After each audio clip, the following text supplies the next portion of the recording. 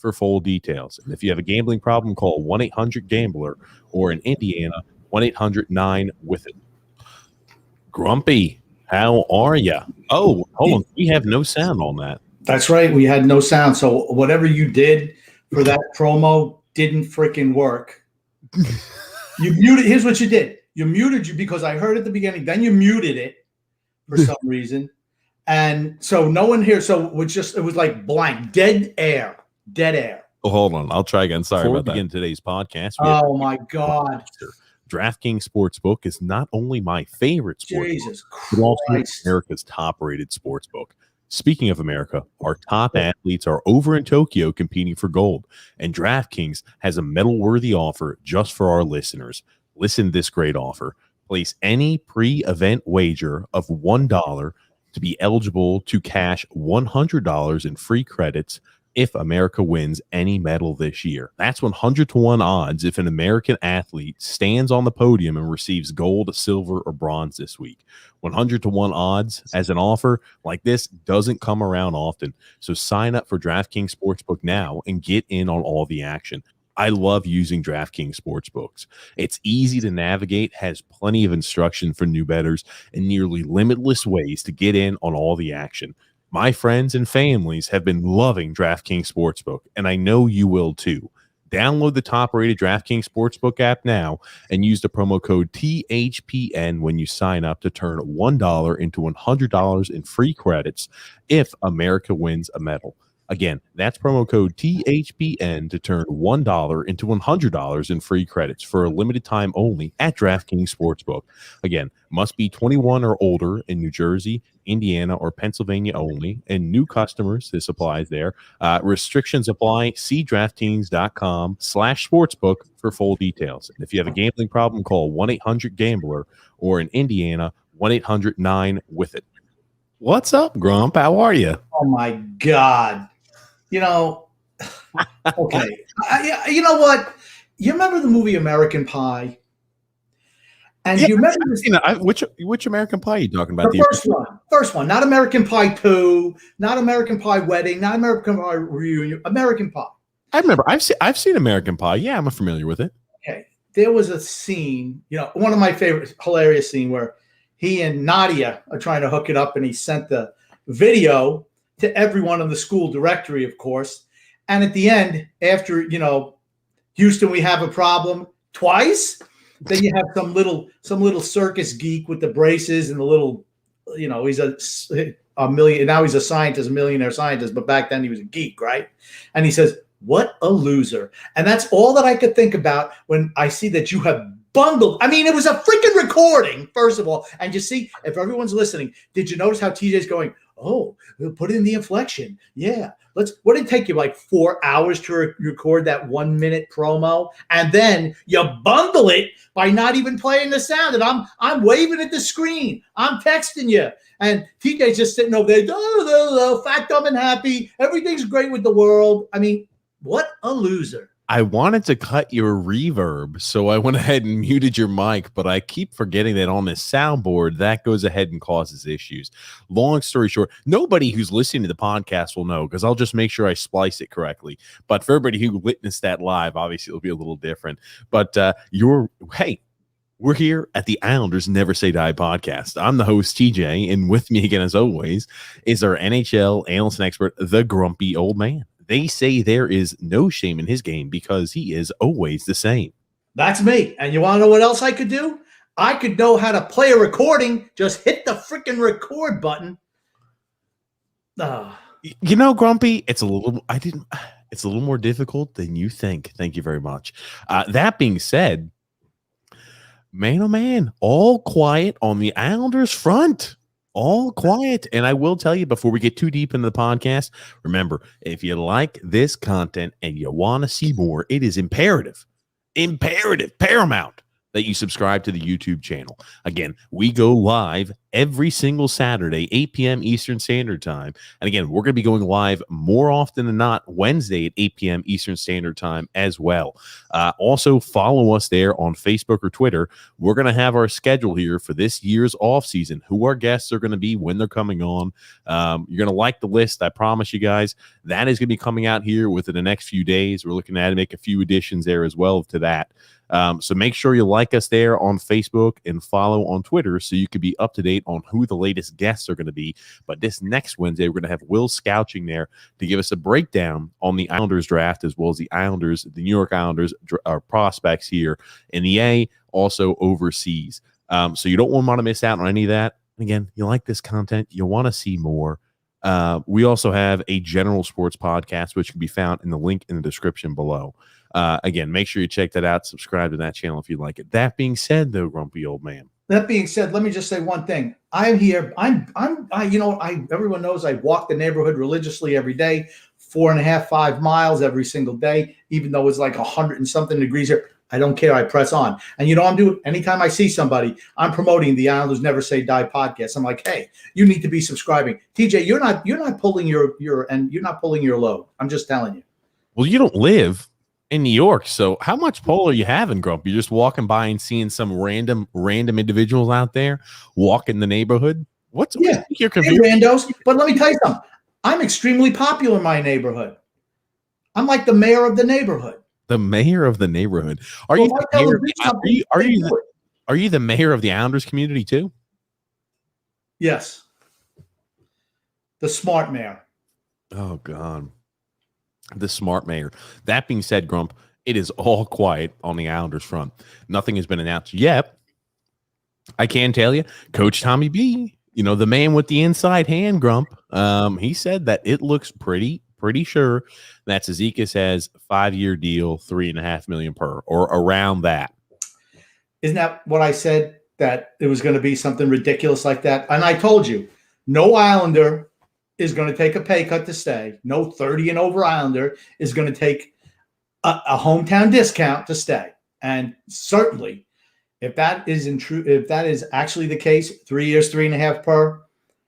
That's 5 years, Grumpy. That's right. Even worse. That's right. Even worse. 5 years, 3.5 per. He certainly didn't take a pay cut. He got paid more than he could have. And I'm going to bring it up again. Boston signs Eric Hula. Hula. Well, it's kind of different. Haula. Hula, whatever it is. Hula. Here's the thing. 2 years, 2.375 a year. Okay. He's a better player than Casey Cizikas. 30 years old, same age, everything, except he's a better player. And, people say, well, Casey's a loyal. I don't care. Okay. Because all these things add up. All these extra $750,000 here, $1 million here, 4 years here, an extra 2 years here. All that stuff adds up. And then you wonder why you're in cap jail all the time and have to give up on younger players because your older guys aren't worth anything. So you got to give up draft picks or younger players like Devon Taves. It's because you're overpaying for veterans who have been part of your team. I'm a big believer. Let him go out there, test the market, have a plan B. And if he doesn't want to come back, he feels he can get more, let him go. Eric Hula was the same player for less money and less term. And that's why those things just drive me crazy. Butchie Goring making an appearance tonight. I like it. How many times do you think you're going to say Transenko tonight? I'm just giving you a hard time. That being said, yeah, I see exactly what you're saying. Again, this is a rumor. This is Coach Tommy B. Hey, man, he's usually got the inside tap on what's going on. Nothing's been confirmed yet. Everything is quiet. It's all quiet on the Islanders front. We haven't heard any official contract have been announced, not a one. Also worth mentioning, I don't know if we mentioned last podcast, but the Blues signed Brandon Saad. So I want to venture out there to say that Vladdy Tarasenko is not returning as a member of the St. Louis Blues. Where he goes, no one may know. You have to think that is an absolute must for the Islanders to get. Absolute must. If they want to have a successful, because re-signing your own guys is not a great offseason. Unless your team is the Tampa Bay Lightning because they won the Stanley Cup. That's Those are that's the only team that can say, hey, we need to re-sign all the guys and go back and try to win again. Because if you weren't good enough to win last year and your team, the majority of your forwards, 9 out of 12, are over the age of 30, that's not a good thing. And just re-signing them and expecting better results is just crazy. But we do it year after year after year. And you say, why do you keep bringing up the past, grumpy old man? Well, it's because I say it again. If you don't learn from the past, you're doomed to repeat it. And here we are this year, repeating the same flawed strategy that we've had ever since Lou Lamoriello has been here. I will say, flawed strategy. I will say, worth mentioning, you would like to think that if Casey re-signed, he would take a little bit of a pay cut. You're seeing, and we talked about this last time. I have heard every excuse under the sun as the reason being why the Islanders can't get guys on the cheap. Those type of players, your Zach Parises, your Casey Cizikas, your bottom 6 guys, they should sign on the cheap. We've got a brand new arena. Again, we are a legitimate organization. We're consistently, late in the playoffs every single year, the Eastern Conference Finals. That also being said, you'd like to think that Casey would say, hey, I'm seeing guys like Ryan Nugent-Hopkins. I'm seeing guys like Taylor Halls. They're signing these long extensions, but, they're also taking a pay cut in order to ensure there's some term. They're taking a pay cut. I would be kind of shocked. $3.5 million for a fourth line center. People are going to say, oh, well, he got paid $3.5 million before, so this is a great deal, right? We're able to keep his cap at the same exact amount for another 5 years. I'm not a fan of how long the contract has been signed. This is a guy who is an injury-riddled forward for us. He has done a lot for us, and he's very versatile. He's like a Swiss Army knife. That being said, 5 years. Ooh. He's a fourth-line player. He is a fourth-line player. You don't need to overplay for fourth-line players. You don't need to do it. 5 years. You're trying to tell me you couldn't have gotten him for anything less than 5 years? Let him walk. Let him walk.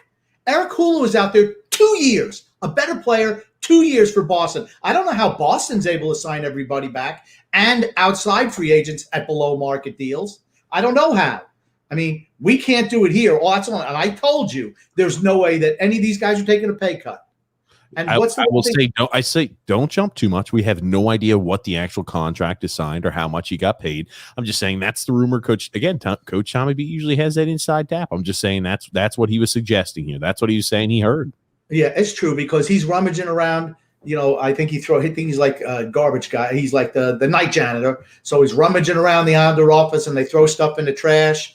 And, he's like there like Bluto Blutarski was with the little light bulb in his mouth looking, oh, look, we got the scores. And then hopefully it comes up, where they got all the questions wrong, like they did, on Animal House, which got them flunked out. I don't want to go too deep in Animal House right now. But so you're saying that Coach Tommy B is working there in some capacity for the Islanders, and he finds, like, how back in the old days, they slide the sheet of paper back and forth there with the agent and the player determining what the price is, and you think he saw 5 years, $3.5 million. He saw the little check mark next to Lou Lamoriello where it said yes or no. He goes ahead and hit yes on it. Is that how you're hypothesizing Coach Tommy B has the inside tap on what the deal is for Casey Cizikas?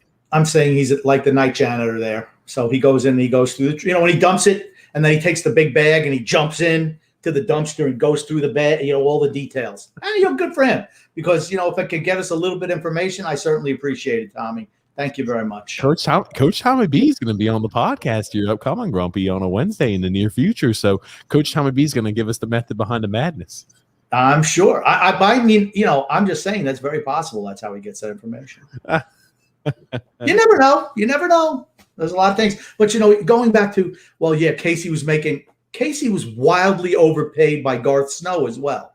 I've never seen a fourth liner make $3.5 million a year for 10 freaking years. I've never seen it. He's a fourth liner.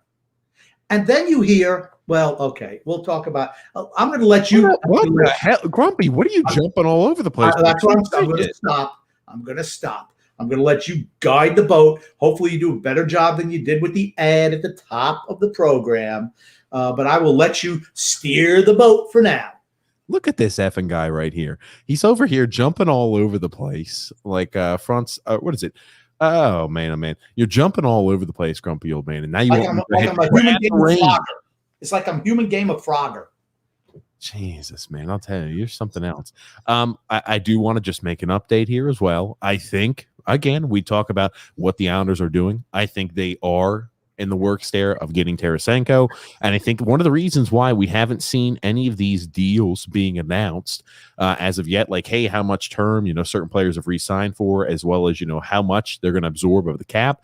I think we're definitely in the hunt there for Tarasenko, and I think Lou Lamoriello wants to keep the majority of this information as quiet as humanly possible. I think that we are going to trade for Tarasenko. I think if I'm going to Vegas and I'm putting down the odds of, hey, what's the likelihood? Let's put 100% likelihood that Tarasenko goes somewhere. I'm saying the Islanders have about a 75% likelihood. I'm thinking about bringing Tarasenko here to the island. Well, I think it's necessary that they get him, honestly.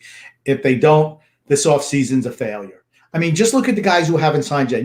I love the narrative. You listen to the media, it's like, my gosh. Oh, all right. The Islander cartel, right? That's what I'm going to say.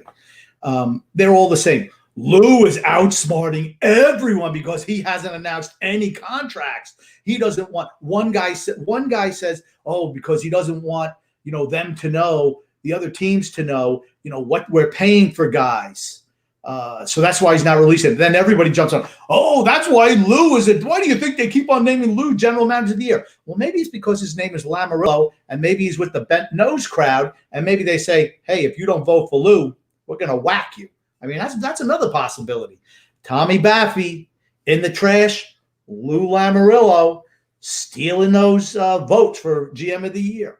Here's the thing, and everyone knows by now, if you just look at the free agents who are still available, you know who the Islanders have signed, okay? Because if they hadn't signed them, there's no way Kyle Palmieri would still be out there. There's no way that Casey Zizekas would still be out there.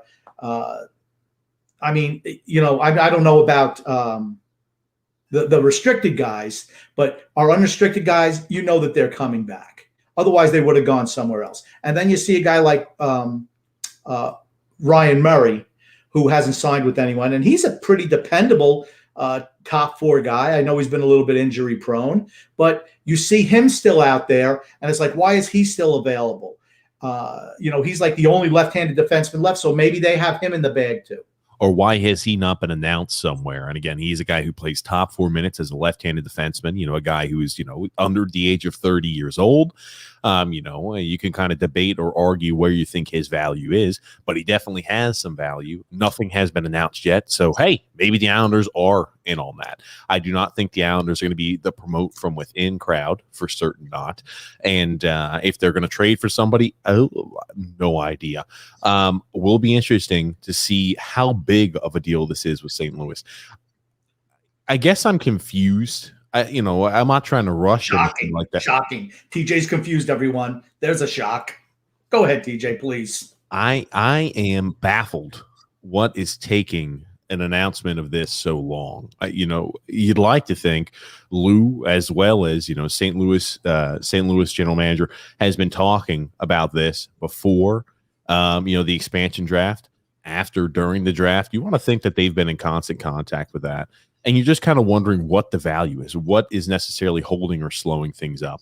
I know there's a lot of moving pieces, but I firmly believe, even though nothing has been announced, Lou has signed back. He signed back Casey. He signed back Palmieri. He signed Zach Parise, and maybe he's gone and signed a guy like Murray. But I'm just wondering what's the hindering, what's the stumbling block, what is hindering that deal from getting done? What's slowing things down? Is it because St. Louis is asking for more, or what? I have to assume maybe that's the case. I have to think, and like I said, I have no inside knowledge. I don't have a janitor in the Islanders board of directors, so I don't know. But I would think that the first piece has to be acquiring Tarasenko. That has to be the first piece, because then financially everything else falls in line after that. It has to be where it's like Apollo 13, right? Hey, we know the sequence works. We know that everything works. We just have to get in the right sequence. And I kind of feel it before they run out of power or salary cap money in this instance. So I think that's the number one domino.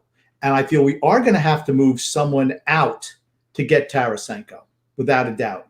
We have to move someone out, either Bailey or Beauvillier. I just feel that that's a must. I mean, we're not going to take – I know St. Louis does not want to absorb any of his salary, so we're going to have to move somebody back. I just hope it's not Beauvillier, honestly, but it wouldn't surprise me. And then the name I forgot for was Zach Parise. You look at what Corey Perry signs for in Tampa Bay. 2 years, $1 million a year. Corey Perry is probably twice the player at this stage of his career that Zach Parise is. I'm dying to see the Zach Parise deal. That's the one that's going to send me over the edge. I'm going to tell you right now. Corey Perry, who I consider certainly on the downside, but somehow was able to do well in the playoffs. He's 2 years, $2 million. And let's see what Zach had his choice. 1, 3, 5, 15 years, whatever you want, Zach. You pick the contract you want. I've got to ask you to stop. You think right. Corey Perry is twice the player that Zach Parise is? At this point at this point of his career, absolutely. Corey Perry, I want to say, they're both guys. They're both veterans towards the tail end of their career. Agreed. You shouldn't expect anything from them. They're both going to play bottom six roles. I think they're comparable. One plays on the right wing. Corey Perry plays right wing. Zach Parise plays left wing. They have different styles. You know, Corey Perry, a little bit bigger of a body. I can't remember. He was 6'2", 6'3", something like that. Again, he could throw the body around a little bit. Doesn't as much in his advanced age. But, he's more of a larger individual. You know, Zach Parise has always been a guy who gets around on his speed there and ability to weave through and pass the puck well, put shots there on net, pick spots. I think they're comparable. They're both bottom six guys. Neither of them really tilt the needle in the right direction. They're both really depth pieces at this point in their career. Twice the player? I don't know about that, Grum. Okay, here's the thing. Corey Perry played every single game with Montreal and played every game in the playoffs. Zach Parise, healthy scratch for Minnesota, last 10. Healthy scratch. Okay. Not good enough to play for Minnesota. I think it's also worth we got to be honest and fair here. The reason he's a healthy scratch, I didn't see eye to eye. He wanted to play top 6 minutes. They told him, you're not playing top 6 minutes. Affected play, whatever, calculate that in the equation, however you're going to do that. But I think that also had a little bit to play in the reason why he was healthy scratch towards the end. I know he's healthy scratch for Minnesota, but I think that had an impact. All I know is he wasn't good enough to play for Minnesota at the end. They didn't deem that he was a good enough player after all those years with them to even suit up. Those are just facts. I deal in grumpy facts, not Phil facts. Grumpy facts. Oh, not Phil facts, but grumpy facts. You want to know what's funny? And again, today we're going to open up the phone lines too and allow people to call in because I'm sure there are going to be people saying, "Hey, Lou, get off your butt, do something." He's doing something. I think he's got everything sorted out, and I think he probably has agreements with all these players. But as soon as the Tarasenko deal gets worked, that's when he could say, "Hey, we were able to do this. We were able to offload this piece, that piece. We can go ahead and fulfill on that, or maybe we need to renegotiate just a little bit here less, a little bit, probably a little here less on the actual term or contract there on what you're getting paid per year." But I think those deals are all done. We're just waiting on that final domino, as you said there from Tarasenko. 100% believe there with that. Yeah, it's the first piece. It's the big piece, and then everything fits in it under it. So don't worry, Islander fans. I hate to say it. Don't panic. He has re-signed his own. Let's just put it that way. He's re-signed his own. So I feel that's a fait accompli. But getting Tarasenko, somebody who can be on the first line, because it can't be Kyle Palmieri. He wasn't good enough to play on the first line after he was acquired at the deadline last year, right? He never got a shot on the first line. He was a third liner. Yeah, I don't think Kyle Palmieri needs to be a first liner. I've told you again, and I'll say it here. If you don't get Tarasenko, lost all season. Staying the same is not going to propel your team forward. We need to make a bold move. And as I've said, even if the Islanders, let's say, were to lose and not win a cup after making a move like this for Tarasenko, I can say we addressed the need that we had. We brought in one of those elite wingers who can pick corners and could really light the scoreboard up, which is something that the team has needed over the last 2 or 3 seasons. I think that addresses a need. Even if you don't win a cup, I think we've done everything we can to address the need, because I'll say it here and I'll say it again. Barry Trotz gets the maximum output out of the team he currently has out there on the ice every single game, every single year, every single playoff run. So right. Having a little bit more of offensive acumen there, and Tarasenko, I think, hopefully will really tilt the needle in the right direction. Yeah, I mean, let's be honest. We're not a super talented squad, and he gets the max out of them in the regular season without a doubt. I mean, the system we play is really good in the regular season, but we don't have enough to get over the hump, and that's why. And you're right, 100% right, TJ. Even if you don't win a Stanley Cup, at least it seems like you're trying to make the team better, to take that final step. Because if you bring the same guys back who it hasn't worked for, all in their 30s, you're just asking for trouble. It's not going to get any better. It's just potentially going to get worse. I want to show this here, Grump. They brought it up last time on the podcast that it had a little error on the Islanders. It was a good spot there by Michael T. I had no idea. I didn't look too close there at it. But I guess this is always going to be a little goof. It's always going to be misdone like this here, grumpy old man. Yeah, well, it's not like, it was a gift, wasn't it? Isn't that what you said, a gift? Yeah, it was a gift. So I'm not coming back to whoever gifted me this and saying, hey, this was done wrong. I'm just going to roll with it and be happy. But good catch there, Michael T. Just wanted to provide some closure there on that. Grumpy old man. And Michael T. is so negative all the time. Oh, he's not negative. Not positive like the grumpy old man. Really? Positive like the grumpy old man. I'm going to tell you, I'm all for, the triple P line being on the third line. I think that Wahlstrom is going to be on the third line, though. I think Palmieri is going to play your second line right wing. And I think Josh Bailey is going to be on the way out. It's funny, right? I as soon as Phil Fax floated that idea by me, I said, wow, that makes a lot of sense, right?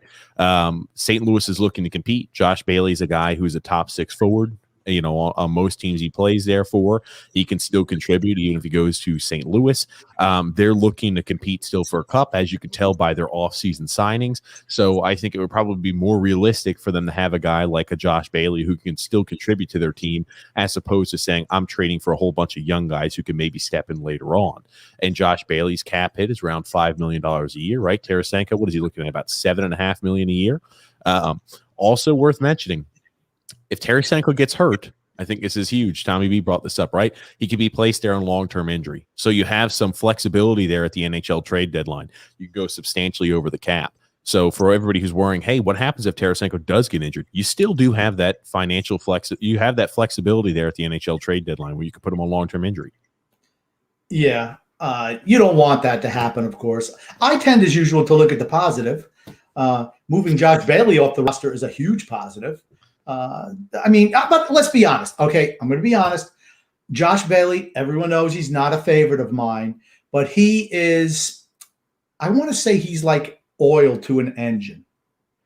He helps keep things running. He's not, it's not like he doesn't generate horsepower or goals. He doesn't prevent, he doesn't dump exhaust like, here's the thing. He's like oil. What is he up just with helps, you on your analogies? I know. I'm sorry. On every one of them. He just helps things keep moving. He's not great at anything. Obviously, 2 expansion drafts, nobody wanted him. And now you're hearing, well, his contract is so hard to trade. It's only $5 million per for 3 years. Everyone's been telling me that's a great contract for Josh Bailey. Well, the rest of the league doesn't think so. But hopefully, St. Louis says, you know what? Let's take a roll of the dice in him. Barry Trotz has even said, when I was coaching against him, I didn't think he was that good. You don't realize what he does for the team until you actually see him in practice. I would rather him say, you don't really see what he does till you see him in games. But, hey, I'm not going to quibble with that. Grumpy. I'm disappointed. You're missing on all your analogies. You're missing on all your comparisons today. I'm Grumpy, disappointed in you. What can I say? I'm sorry. I'm going to up my game the rest of the show. I'm giving you a hard time. Aturati, you saw here at the end of the summer showcase, Grumpy. He lit it up the entire time. 6 games, had 6 goals, 8 assists over that 6-game span there for Finland. Good. Great. That's what I want to see. Yep, the World Junior Summer Showcase had an excellent showing. Hey, on the revenge tour, nothing more than I like to see than that. And Alexander Lundkrantz was also there. I heard he had no goals, no assists, no ice time. He was big zeros across the board. Goose eggs. Goose eggs. Oh my goodness gracious, grumpy old man. Want to start diving into some of the comments here, and again, we're going to open up the phone line. But I would not worry, Islander fans. Again, I'll keep toting this line. And the longer things go, it's nothing to be alarmed about. I really think this is all waiting for Tarasenko's issue to get solved. As soon as it happens, we're going to see, hey, we can now finally announce everything that's transpired, and we could show you what the contracts have been signed for, tentatively speaking, as well as, what the term is attached to it. I will say, not a big fan of signing Casey Cizikas long term, nor should any Islander fans. That is going to be a deal. We're by 32, 33 years old. I don't see him being able to complete full seasons. You're looking at a guy who's going to be missing at least 15% of all the games, if not more, the later he gets in his career. Love Casey, but a guy who's always been injury prone. Yeah, it's just the style he plays, and the older you get, it's tougher to bounce back from those injuries. It just is. Once again, 5 years, again, I said I don't want to – how many years did I say? 2, maybe 3. Right? That's all I wanted to offer him. You said $2.5 million a year. I said there was no way he's taking a pay cut. And once again, grumpy old man was correct. I knew they would overpay. They do it all the time. They overpay for their own guys. Too much term, too much money. I will say nothing has been finalized yet. That's just what Coach Tommy B is saying. So don't go over here like it's fact. But I'm just saying that's what's being toted around out there, rumored around, and that's what Coach Tommy B has told us. But I would like to think he would take a discount. I'll be a little disappointed if he didn't. But, hey, I'm not disappointed in the player because they got to make the maximum they can through the short amount of time period they can play. I'm just disappointed that we weren't able to negotiate a little better and say, hey, you're being able to stay here. You're not going to have to uproot your family. We're competitors for the Stanley Cup. You can do this here. You want to be still united, with your good old line mates there of Matt Barton, Cal Clutterbuck. We brought back the $6 million man who is towards the tail end. We brought him back for you to keep you happy too, to keep the old band together. So, hey, man, we're going to need you to give a little bit to us. Yeah. You're right. Tarasenko certainly improved us, but Kate, that line, that fourth line, they were not great last year. They started to show their age. I just think 5 years is ridiculous for a fourth line center. It's just ridiculous. A 30-year-old fourth line oft-injured center, it's just ridiculous. If it is 5 years, it's just way too much term. Way too much term.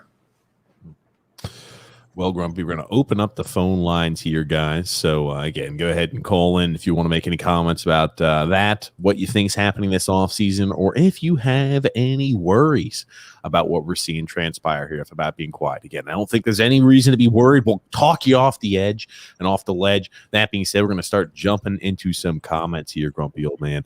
Eric's saying the Islanders are still quiet. Yeah, it's true. Still quiet on the Islanders front. Nothing. Don't worry about it. Don't worry about it. Toby O'Connor, what's up, fellas? Can't wait till next month when Lou announces his signings. Tongue in cheek, little sarcasm there. Thank you, Toby. Yeah, absolutely. Scott L there saying, "Hey guys, hey, what's up, Scott?" I love Scott's little the dripping blue and orange hand. I love it. I've always loved it. It's been great. Mark A saying we have to be all in for Tarasenko. I think we are all in for Tarasenko. For certain, we are. I just wonder if Mark is missing the V on his keyboard. It's HA space E. And I just filled in the V. So I just wonder if he's missing, if he was ever going to be a murderer and he typed up letters, and if there was a V missing in that, I'm saying Mark's the murderer. Oh, fair enough here, grumpy old man. Frank K there saying, again, Lou signed me today. I'm 45 years old, and I'm the perfect age for this team. A little young for the team. Hey, you're live here with TJ and a grumpy old man. Who do we have calling in? Paul from Texas. What's up, boys? What's up, Paul? How are you? Good. This offseason is making me scared of that old man having one of his senior moments. My gosh. Oh, man, I feel like he is just finding a way to screw this team into the ground. He's going to sign Zach Parise. He's going to put him on the second line. He's going to trade away Bo for nothing. I'm feeling doom and gloom, Grumpy. I'm feeling more grumpy than you. I feel doom and gloom is on our way.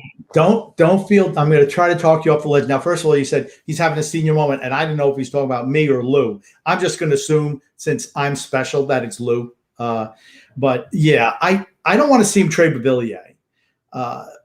And I wouldn't worry that nothing's been announced yet. My concern is we have to make sure we get some help from the outside, because just bringing back your own guys is not going to be good enough. It just isn't. Yeah, and I think what Lou's being very stubborn about is retaining Tarasenko's salary. Don't think St. Louis wants to retain any salary, and Lou is being stubborn on that. If I was GM of the Islanders and I was or in that office with Lou, I would be demanding Lou would say, trade him Bailey, retain all the salary. Retain the salary, for goodness sake. Just retain the salary and roll the dice. Just put him on there and roll the dice and let the chips fall where they may. I think he's being stubborn on that salary. See, but that's the whole problem that he has, right? The fact is, when you sign, and I'm just going to throw Casey, and let's just assume it's 3.5 per. When you can get somebody of equal or lesser value for 2.5. Every single dollar, every $500,000, that counts. And then you don't have to be in that boat where, gosh, we're up against a capital time. Stop overpaying for guys in their 30s. That's the biggest issue. You keep on overpaying for your own guys, then you don't have money to go out and get someone else. And for me, that's the frustrating part.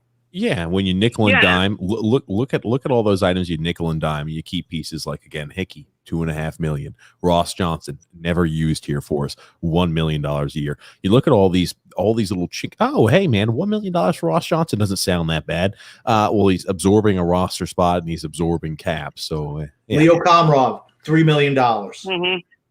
Yep, lollipop. And the whole thing is they all add up. All that little bit, that extra 500,000 here, that extra 750,000 here, all that stuff adds up, and it limits you to go out and get a big fish. Yeah, for certain. Oh yeah, exactly. Paul, last comment. All right, so boys, I'm just hoping that that Lou can finally, hopefully, have figured out a way to get Tarasenko by the end. If he doesn't, I think we should be on the fire Lou train. We need to if he doesn't succeed, we need to get rid of him and actually get another GM that has the prestige of Lou, but younger and not as old and stubborn in the old 90s era style of hockey. All right. Thank you so much. Thank you so much for the call. Thank you so much for the call, and Paul, we do. I just want to say that's the first fire Lou comment that we've had. So we can't fire Lou. Again, as much as I'm going to be a guy saying that we need to bring in a Tarasenko in the offseason, it's not a fireable offense. It's one of those things where I could say and point, hey, this is an item where I think we did a poor job as a franchise and organization if you don't bring in a Tarasenko. Again, I think the likelihood of us doing that are very high, but I'm not on the fire Lou train if he doesn't bring in Tarasenko. No, I'm not either. And it's certainly not going to happen. But, I just look at some of the younger GMs, the Bill Zitos, the Stevie Y's, the Breezebois. Man, I tell you what, they're making things happen. I just wonder if the game has kind of passed Lou a little bit by a little bit. You know what I'm saying? The game's kind of passed him by. Like with some of my comments, hey, grumpy old man speech seems like it's passed you by. But, I think the salary cap is something that he still struggles with. I really do. What I've always had a temporary issue with is, again, signing back guys to longer deals than they need to be. That's the problem that's always bothered me. Sometimes you're going to overpay, you're going to underpay. And I'd like to think that maybe he's got a mastermind plan involved, Grump, right? That's what everybody wants you to believe. Hey, he's done a great job. He's going to manage the cap. He's going to be one of the big winners. That's the reason why he hasn't announced anything yet. I will reserve judgment. If it is a 5-year deal for Casey, not a huge fan. Not at all. No, me neither. It's just too much term, too much money for a fourth liner. That for certain it is, grumpy old man. Give me 1 second here. Hey, you're live here with TJ and the grumpy old man. Who do we have calling in? Brian G. What's up, Brian? How are you? What's up, BP? Good. How are you? What's up, fellas? I'll be quick here. I'm trucking along, still working here. So, I'm not worried. Like, I'm not going to jump off a cliff, but because I already expected this from Lou. He's going to keep all the bets. He don't care about our future. He's 100 years old, and he wants to win today. But this love affair the Islanders have with the fourth line, I mean, it's a good fourth line, and I like these guys, but how many fourth liners get 10 years and 9 years? Like, everybody's like, Martin, let's give him another 4. Casey 5. Let's see if Cal wants to stay for another 9. Jesus, it's a fourth line. I mean, too much love for the fourth line. How about we get a good first line? Just once, please. Well, yeah, you're right. You're right, Brian. And like I said, keep up. Well, that's the identity line. I want my identity line to be the first line. Scoring goals, being productive, being exciting. That's the line I want. I don't want a bunch of guys who are in their mid to late 30s as my identity. I just don't. And I'll tell you this. I'll tell you this too, Brian. You talk about, how they want the fourth line to be the identity line. Hey, when you've got the best third line in all of hockey, Brian, maybe don't need to bring back Casey on that big deal. As long as you got the best third line in hockey. Third line, PJ.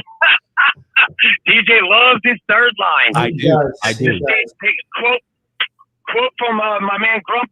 Ham and egger hacks. That's what they are. Ham and egger hacks. I will say, if he signs for a short-term deal, I'm all for it. I think that's great for the team. Ideally, you want to keep Casey. Good. Yeah. Yes, but Martin 4 years. Yeah, it's just the time is enough. 2014. I'll say it again. That's when Don Terry, who's retired, said they were the best fourth line in hockey. It is 2021 now. Oh, goodness gracious. They are ageless. They're ageless legends and classics here on the fourth line. They are ageless, man. All right. Well, I'll be listening. Thank you so much. Thank you so much, Brian. Yeah, I mean, see, that's the whole thing. It just, they're not as good anymore. They're just not, and you just keep on rewarding them for past performance. It's just not conducive to winning. I'm just sorry. Okay, Casey, though, you need. As much as I'm an Otto Koivula guy, I've always been a big fan of Otto. I'm not going to hide that. I'm a honk for Otto Koivula, just like you're a honk for Scott Mayfield, who turned out to be fantastic in the playoffs. I'm a honk for Otto Koivula. Always have loved him. Always been a honk for Brock Nelson. That being said,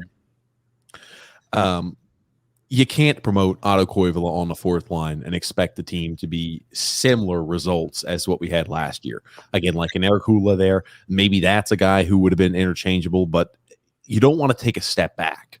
If you're looking, hey, we're a team that plays 4 lines up and down, you want it to be where you don't have to take a step back this next year. Because I think, again, our window is finite, 2 years. We can win a cup in these 2 years, and then we might see, some cap ramifications there as we've got Anders Lee kind of maybe dropping off a little bit. We have some of those older guys dropping off or losing value in their play, but they're still tied to some big money. Well, but here's the thing. You just said if our window is 2 years, why you sign everybody to 5-year deals? If it's what it takes to bring him back, that's the only reason I can even justify that. But you know what? It's okay to move on. It's okay to give a young guy a shot. I mean, stop overpaying. You can't look for today. You have to look 2 years down the line. If you were going to give Casey Cizikas 2 years at $3.5 million, I'm fine with it. It's $5 million. It's 5 years. That's the frustrating part. I disagree with your thought process. We cannot be looking 2 years down the line. I think it's important to take that a little bit into account, but we need to be looking for the now. Our team is structured the way we are our competitors for now, so we have to be putting that to the forefront of our efforts. As much as I don't want to mortgage off our future, we do have to make a push and a stand for now. Come on, you can agree with me on that. I understand, but why would you? I'd just give him 2 years. If he doesn't, there are other free agent, old, washed up, grinder, fourth line centers out there. The league is littered with them. You don't need to pay somebody $3.5 million a year for that. You don't need to maybe potentially sign back Travis Zajac. I mean, that's the latest rumor on here. Zajac. Well, excuse me? They're not going to sign back Zajac. That's the latest rumor. They think that Zajac might also be back. When you keep on signing all these old guys back, what does it say to the young guys? You have no shot of playing. You're just wasting away. Hey, you're live here with TJ and the Grumpy Old Man. Who do we have calling in? Mark Alberti. Hey, Mark, how are you? How are you guys? Love the show. I think that we're okay. I think that basically, I think we have to get Tarasenko now. It's probably between us and another team. If you got to give up Villiers and a prospect, fine. If you had to give up Bailey and a prospect, it's a gift. And you want to know something in terms of defense, guys? Why don't they just have Aho gain 10 to 15 pounds, and play him as the second line D? I think that if they did play Aho, which I'm not opposed to, I think that he'd be playing with Mayfield. Play with Mayfield. He's got a great shot from the point. He improves the power play. Now, listen, this all depends on him gaining 15 pounds in the offseason. I understand that defensively he's not great. Or you put someone like Salo there. Get Tarasenko basically at all costs. Lee comes back. I mean, let's say they didn't get Tarasenko. Now you have Lee and Palmieri, so you are better than last year. If you get Tarasenko, even if you have to give up the Villiers, to me, we're real contenders.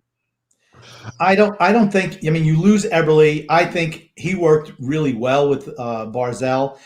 I'm still not sold that Palmieri's an upgrade over Eberle. I think they're basically the same player, so there's no improvement there. I'm not on it really either, but Tarasenko is an upgrade.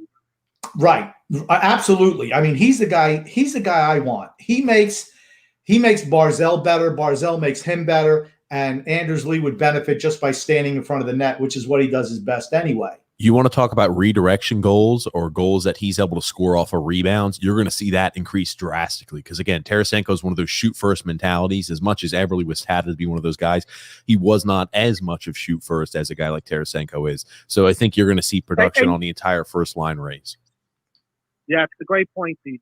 And Grumpy, the thing with Cizikas, yeah, it's definitely too much money, too much term or whatever.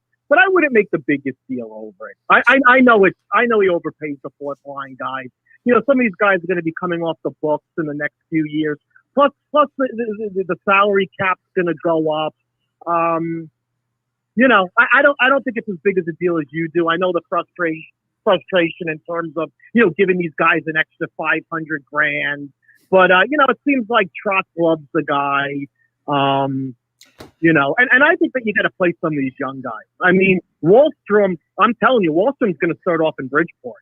I mean, I'd love for you guys to get in touch with me when the season starts. I'll bet you anything because, coming from Lou and Trotz, Wahlstrom is going to play the first 40 games in Bridgeport. There's no doubt in my mind. In saying that, when he does hit the NHL again, he'll never see Bridgeport again. And I think Lou is in the same situation. Yeah, to me, he shouldn't see Bridgeport now. I mean, it's crazy. Yeah, but see, it's that mentality. And you see all the old guys signing back. To me, it's just frustrating. And it's not that Casey's making 3.5. It's the fact that every guy that he signs, it's like he throws another $500,000 on the back end. And all that stuff adds up. And if that's something because, well, gosh, we can't take full Tarasenko value back because, we're like $3 million short or whatever, that's because you're oversigning everybody. You oversigned Lee. You oversigned Eberle. He's probably going to oversign Palmieri and Parise and certainly Casey. And all those things add up and it limits you getting Tarasenko. I hope it works out. I do think that's the point. Grumpy and TJ, I had lunch with Lou Lamoriello about a year and a half ago. It was one of these things where you bid on having lunch with Lou Lamoriello, and me and a buddy of mine ended up winning the bid. And I got to tell you, if you met him, if you ate with him, you'd love him. He was fantastic. I love him now. I love him. He was such a fantastic guy. I mean, Grumpy, you would love this guy. I know I would. He's really a good man. He's absolutely. I bag on him because you know what? When I love guys like him. He doesn't mince words when he talks, and I love guys like that. I'll tell you something. At the time, it was like a year and a half ago, I was telling them stuff like, because I got comfortable with him. I told him how I disagreed with Lee's big contract at the time and how you shouldn't sign 27-year-olds on your own team to these big contracts because it's always downhill. And then I told him how he had too many coup knuckles. And I got to be honest with you. He was like, he was hysterical. He was like, look, man, he was like, because I was talking about a lot of prospects. He's like, I want NHL players. The way you're talking, you'd be out of business. I mean, he was killing me, but in a way where, you know, it was hysterical. You know, I was like, you know, Lee is a big overpay. I was like, that's a crazy signing. I was like, you're too into the Kuhnacles and, you know, Clutterbucks at the time. And, you know, I was talking about some prospects that we had in the system. And he was telling me, he was like, look, he goes, you know, the NHL, he's like, it's about men. It's not about kids. It's not a developmental league, you know. And he's like, you got to sign the leagues to keep in business. Yeah. Basically, that's what he said. Yeah, I know that's the way he thinks. I got to tell you. I know that's the way he thinks. That's the way he thinks. I mean, it was crazy. And by the way, he is much smaller and thin than you think. You have no idea how thin this guy is. As you get older, he's in great shape. As you get older, you shrink and you don't eat as much. Yeah. So I mean, if he was 5'6", I'd be stunned. And he was in great shape. It wasn't like his days on the devil. But you know, I'll let you guys go. I love the show. He was an absolute pleasure to have lunch with, and you know, I think we got good things going. I think we got a 2-year window, and I think that Lou knows that. And I think even afterwards, we got some guys in the system and some, you know, some younger guys. I think we're going to be good for like the next 7 years. But the next 2 years is a window for like our older guys. But I've got a lot of confidence. I think our defense, in terms of the youth, we got a lot of guys coming up. Yeah, I think we'll be okay. Well, that's a thanks, Mark A, for the call. We do appreciate it. There, thank you so much, Mark. All I'll say is, man, that's a hot take. The Islanders are going to be in contention for 7 years. I don't see that. I will tell you this: one of those items, and I would always ask Lou. When players get out there to free agency or they're hearing offers, like we'll just use Anders Lee as an example. Hey, I'm getting offered there from Chicago, from Montreal. I'm getting all these offers. You'd like to think you would have a player would take one hometown discount. It shouldn't be that we have to match Chicago's offer or we have to match Montreal's offer. Yeah, sure. I get it. When we were awful, I get that, right? You'd have to match the offers to keep players here because they want to play for a competitor. Maybe you have to overpay them a little bit. But you'd like to think the state-of-the-art facility, state-of-the-art arena, top-level general manager, top-level head coach, a team that's competing for a cup every single year, year in and year out. You'd like to think that, you get a little bit of wiggle room. You get a little bit, hey, Montreal might offer you $7 million, but, we're competing for a cup, Anders. And I know you want to be a part of that. We want you to be a part of that. We can only give you 6.5. The art of the deal. I think, he's not obviously he's not dumbfounded where it's like, hey, I've got to go ahead and match everybody. But I'd be shocked if other teams are offering Anders Lee, $7+ million. And some of these other players, the contracts that they were offered. But a lot of teams make hideous signings. So maybe they are offering some of our players deals like that. Well, but see, that's where as a good GM, if someone's offering that and, you value a player at $6 million and somebody offers $7 million, you let them walk. You don't you go to your plan B. It doesn't mean you have to go beyond that's what good teams do. They say, you know what? Okay, you're getting that offer. We have you penciled in at this much. Okay, if you're getting that much more, it's time for you to move on. We're looking at X number of years. If somebody wants to give you another 2 or 3 years, let them go. That's what you should do. Okay, but the one statement that he did mention about Lou, how it's a men's league, not a kids league. How do you think Montreal felt when they put their kid line out there and led them all the way to the Stanley Cup Finals? I just think that there's a way to have both, not just one or the other. Hey, you're live here with TJ and the Grumpy Old Man. Who do we have calling in? Brandon Fry. What's up, Brandon? How are you? I'm doing good. Man, I have a bone to pick with the Grumpy Old Man. Oh man, a bone to pick. Tell us what's going on. Come at me, baby. I just started listening to the show. I found it about a week ago, and I've listened to a few. And man, some of his takes, like Zach Parise at a minimum contract, is terrible. If the guy's that bad, he's a minimum contract. You could throw him in the AHL. Or even at the very least, he's an extra skater. Okay, Okay, I'll address that real quick. I don't know how that's a terrible contract. No one's saying he's getting. What everyone's saying is he might get $750 and then have bonuses, so they don't count on this year's cap, kind of like what they did with Andy Green. I'm just saying there's no market out there for 37-year-old left wings who don't play for their previous team. And when you're giving a guy like that an option, 1, 2, or 3 years, I'm like, why are you giving him an option? You offer him a vet minimum, and you give it at $750 for 1 year. If you don't like it, go try it somewhere else. Don't overpay for those guys. That's my whole point. No, I get that, but with Zach Parise, you're looking at a guy who scored about 20-something goals 2 years ago. Last year, it wasn't a great year for him, but there's a lot of players that had bad years last year because of COVID. I think him playing on a line with J.G. Pageau, and if somehow we can get Tarasenko and it's Palmieri on that third line with Parise and Pageau, I think that'll be an amazing line to have. And I think it's a lot of upside with Parise I'm not saying 10 years, but for a year, if he could come out and give you 15 goals somehow on that line at a vet minimum contract with some bonuses, I think that'd be perfect. But he's going to have to alter his playing style to come here, right? He's used to being the big wheel, the big offensive player. He's going to have to play just defense. It's going to be all about defense. And he's 37.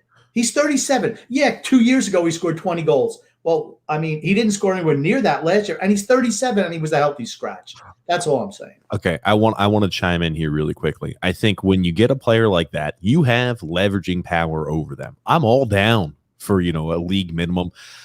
If he needs bonuses to come, sure, maybe. I'd make them hard to attain personally. That being said, on a third line, it would not be Zach Parise driving the third line. He would just be one of those secondary or tertiary pieces that is able to cash in on a few goals because a guy like Jean-Gabriel Pageau creates so much, or a guy like Oliver Wahlstrom creates so much. He's going to be one of those side cart wheels. He's going to be one of those side cart wheels that is able to cash in on his line mates. Where in the past, he's not been a player like that. He creates on his own, and he's had a storied career. You talk about how he's had a bad year. To play devil's advocate, he's 37 years old. Let's say maybe he's just kind of towards the downside. Maybe let's say the time period of him scoring 20-plus goals on a consistent basis, season over season, maybe that's just in the past. Yeah, that is the past. But thank you so much for the call. We do appreciate it. Yeah, thank you there, Brandon. And TJ, you need to be a little bit tougher on these calls. You can't give them your 50 calls. It's just make 1 point, please. Grumpy. Get the hell out of here, Grump. We give everybody the same exact amount of time. I'll run the way I run things, all right? You stay in your lane, I stay in my lane, huh? Okay, see if you can get the technical aspects ironed out by the next podcast. Grump, maybe I'll try to go ahead and screw up the technical aspects even more just to piss you off, Grumpy. That would put a smile on my face. I thought he only had a few questions about the Zach Parise deal. Don't be getting all hurt in your feelings, Grump, because he had some questions and he pressed you on some of your points, huh? Maybe I should start doing that a little more, huh? He was easily defeated. Next. You're ridiculous. Back to the comments, please. Make your comments, please. Scott L. there is saying, Grump, why don't you call Lou instead of him calling you on the landline and ask him to announce any Islanders news? I know what he's doing. Don't worry, Scott. He knows his thing. I'm not sure he knows what he's doing, but I know what his thought process is. He's got to wait. He's got to wait a little while.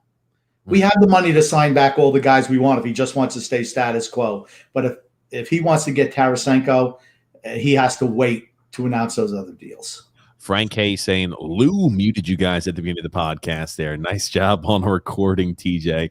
And I thought the sound was my fault there, Brian P. was saying on my phone with the headset, but it was all TJ's fault. Yeah, I had a little bit of an issue there. Loser. Oh, losers. Pathetic, Grumpy. Alexander said, anyway, good evening, you guys. Everyone on here, I hope you guys are having a wonderful day, except that piece of garbage, Evander Kane. What happened with Evander Kane? Yeah, something came out at the end. I didn't get to read it, but the NHL is looking into him now. What does that mean? They're investigating Evander Kane after his wife's claims that he bet on games in which he played, intentionally losing some. Holy shit. Holy shit, ladies. We should have done that right after the DraftKings promo. We should have led with that. Hey, maybe we can get Evander Kane to do a little ad read there for us for DraftKings. Hey, that's who I use. Evander Kane. Oh man. Yeah, look at that. What do you think would happen if Evander Kane was found guilty that he was doing something like that? Do you think he would be look at the stance that the MLB is taking with Pete Rose? I mean, I can't remember the last time an NHL player has done something like this, let alone a current player has been betting against or for his team. Yeah, I'm going to, like I said, I want to wait to see what happens. I'm not going to rush to judgment on that. You're already talking about convicting him, and if he's going to get a death sentence like Pete Rose. He shouldn't be mentioned in the same breath as Pete Rose, honestly. So, okay, let me ask you this: why would his current wife come out and say he's betting on his games? He's betting on the games that he's playing in. Here's the thing: I have no problem at all if players are betting on their team to win. Hey, all for you. I do have a problem if players are betting against their team to win. That I do believe there should be a death penalty in sports for. If you're betting for your team, I could give two craps. If you're betting against your team, that's a little bit of a different issue for me. Well, all right. I'm not going to get into why betting for your team. That means if you don't bet for your team, you're thinking they're going to lose, and that's the way gamblers look at it. But I will say, you asked why his wife would do that. Probably because Evander pissed her off somehow. That's why she would say something like that. He pissed her off. I don't know how. I can imagine what would make a woman so angry that she would tell all your dirty secrets, but I'm not going to speculate on that at this time. Well, I'm just going to say that he claimed that Evander has been treating her poorly as well in these posts, and it seems like one of those developing stories. I'm just saying, though, if that's a case where someone like that is proven, accurate, or I don't assume it's going to be too hard for them to find some sort of bank account or look at transactions to see if he has been doing anything with any type of sports gambling, or to find and look at the money trail. I assume that's not going to be too tough for them. And if they do find something like that, man, oh man, I think that could. I wonder if that ends a guy's career. I don't know. He'd probably get suspension. I don't know if it would end it. He's still pretty young.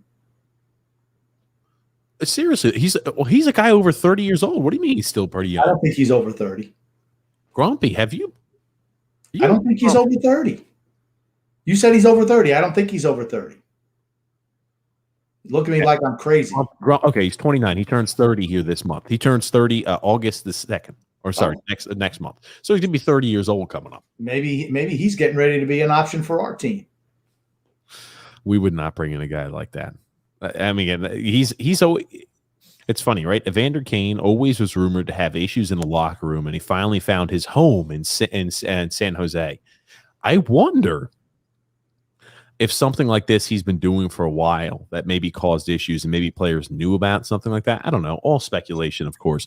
But he's always had issues follow him. And now his wife is out there saying this is an issue. Man, oh, man. I hope it's not. I wonder what the ramifications would be. That's all. I'm just wondering if this was true, would the NHL take a hard point and say, yeah, you're banned from all competitions for the rest of your life? Okay. That's fine. I just want to talk about the Islanders. I don't want to talk about. Hold on. Are you really not going to go ahead and respond to that at all? Really? I just want to talk about the Islanders. I don't. Honestly, it's too early to know anything. It's too early to know anything right now.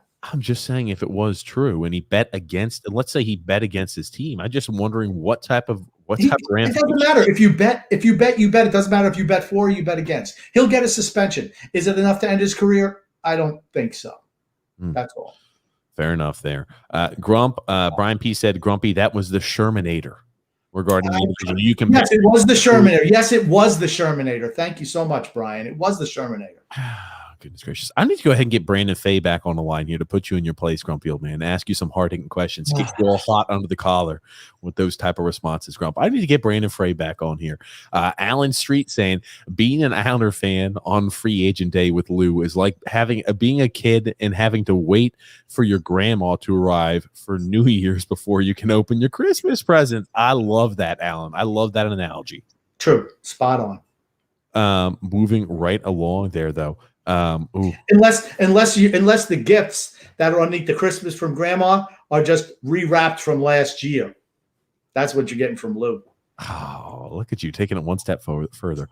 Brian P. saying, I think Evander Kane's wife might be mad at him. Yeah, I would agree. And Alexander said, regarding Casey's contract, if it's $3.5 million for 5 years, massive overpay for a 30-year-old injury-prone player. True, but we do it all the time.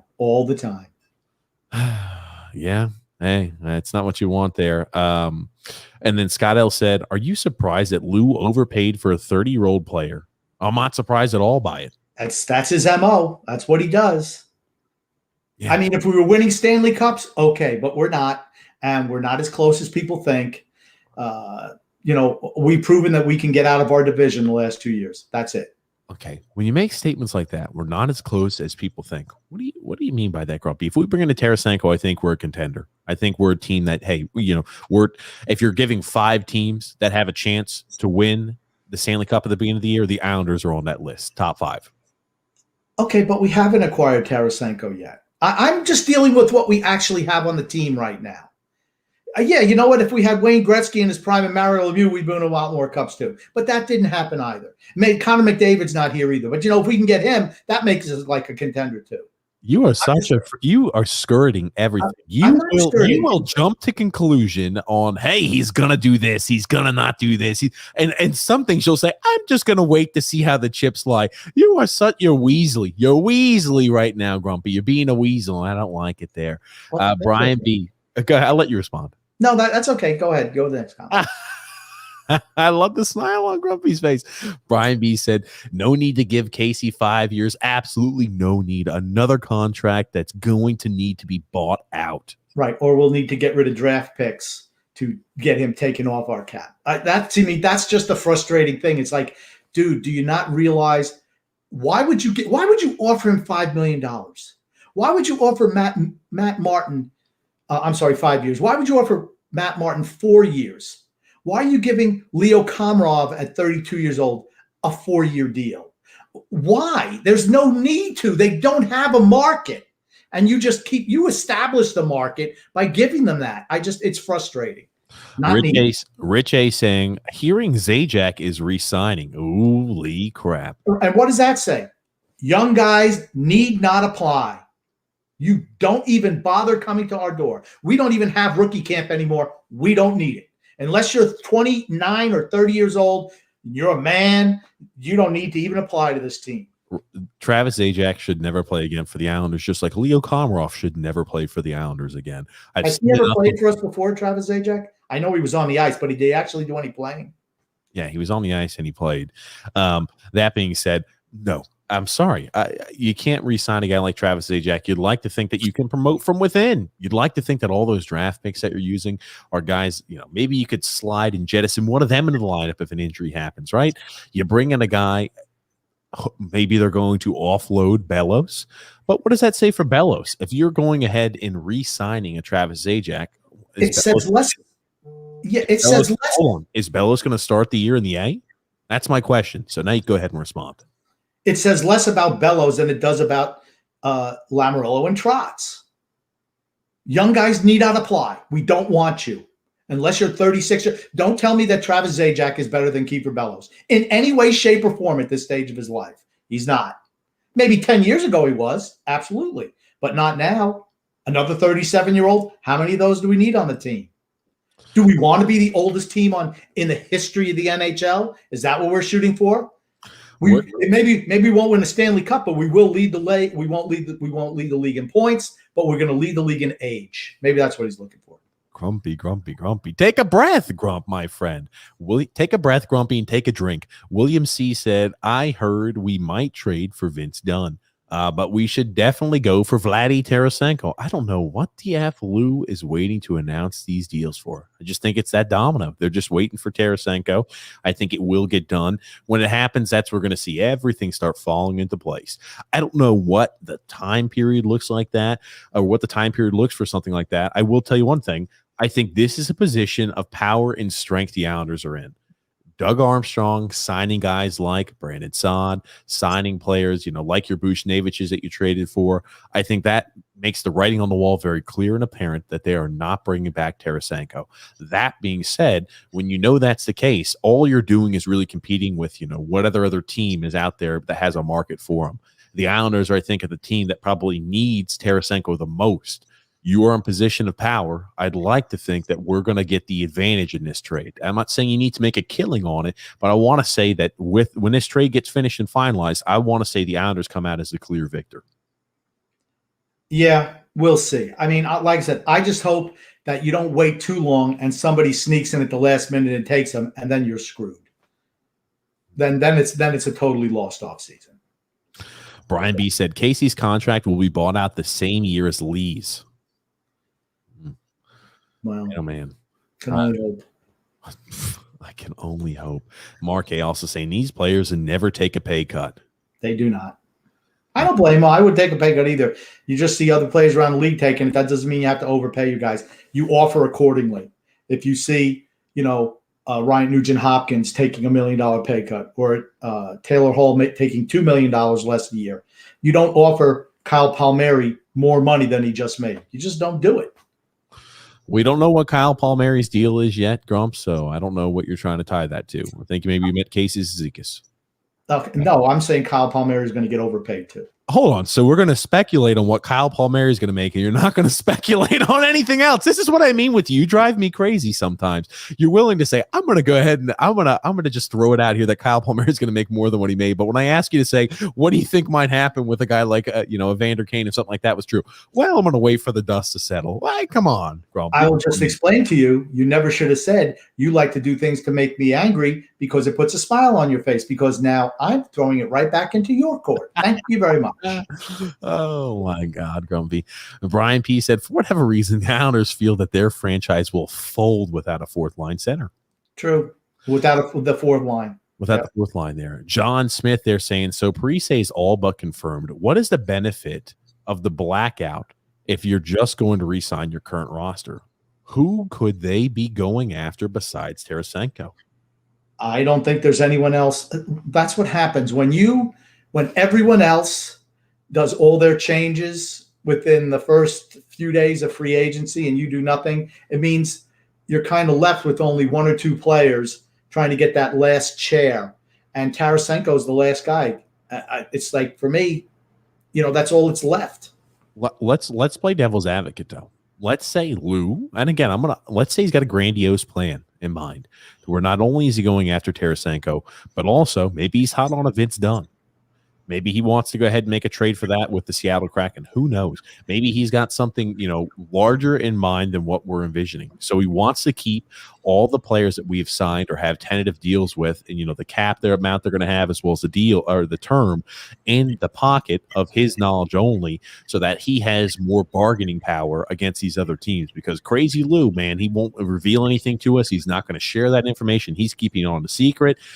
So I don't really know how much he has. So when he says, I need you to retain a little bit of cap, maybe he's being honest. Maybe he only has this much room. Well, like I said, I wouldn't call him crazy, Lou. I don't think anything he does is crazy. I mean crazy in the sense that you have no idea. You cannot predict what he's going to do. You have no earthly idea what's up his sleeve. That's what I mean by crazy or mysterious Lou. I don't like mysterious Lou as much. Okay. But that's what happens when you overpay everybody on your roster. You run into situations like that. I mean, I hate to be redundant, but that's what happens. Every time that you re-sign one of your own players for too much money and too much term, you limit yourself by picking up somebody from the outside. When you need a Tarasenko. He's the most needed player, and I'm just saying a sniper, a veteran sniper, is the most needed thing on this roster. And he should do everything he can to go out and get one. They've known it for 3 years. And have done nothing to rectify it. Maybe this will be the year. Emmanuel R. said, I'm confident Lou is working on Tarasenko, but I have no clue on who is going to play left defense. Both of you make an educated guess. Who is it going to be? Grump, I'll let you take the first one. I have a little bit of idea what I think is going to happen. I'm going to say Ryan Murray is who I'm going to say. He fits the defenseman who's been in the league for 8-9 years, fairly solid, can play 20 some odd minutes on the left-hand side. They're not going to give it to a young kid, that much I can tell you. I am going to take a little bit of a different approach. I think maybe we're going to look at Sami Vatanen. If you're going to go ahead and choose him, I'm thinking maybe it's going to be Sammy Vatanen again. He's no spring chicken. He's now 30 years old. He's a guy who plays the role of more of a puck moving defenseman. He's a little bit smaller. He's a guy who is mobile still. He's got a little bit of offensive acumen, so you can put him next to a guy like a Scott Mayfield. I'm thinking maybe a Sammy Vatanen. But the whole thing is then you're counting on, Dobson and Green playing second pairing minutes. And is Andy Green good enough to do that anymore? Why would Vatanen not be able to play top 4 minutes? I don't think he's good enough. I don't think he can play those heavy minutes either. He's not the player he used to be. Okay. Yeah, I mean, like last year, again, I noticed that, when he bounced around between the Devils and the Stars. I mean, he's playing like 17 minutes a game. But in the past, he'd been playing 21-plus minutes a game. I'm just saying maybe you're going to switch up a little bit. Paul Coffey used to play 25 minutes a game, and Ray Bourque used to do that. But they can't do it anymore because you get freaking old, and you can't do it. That's what happens with old players. They can't play it anymore. Zach Parise's of the world can't do it. Okay, I don't want to give you this. I don't want to give the same exact answer. I love the stats you see when people talk about Zach Parise. Well, gosh, if you exclude the last 2 years, he was this. Well, you can't exclude the last 2 years when a guy's 37 years old. You can't do it.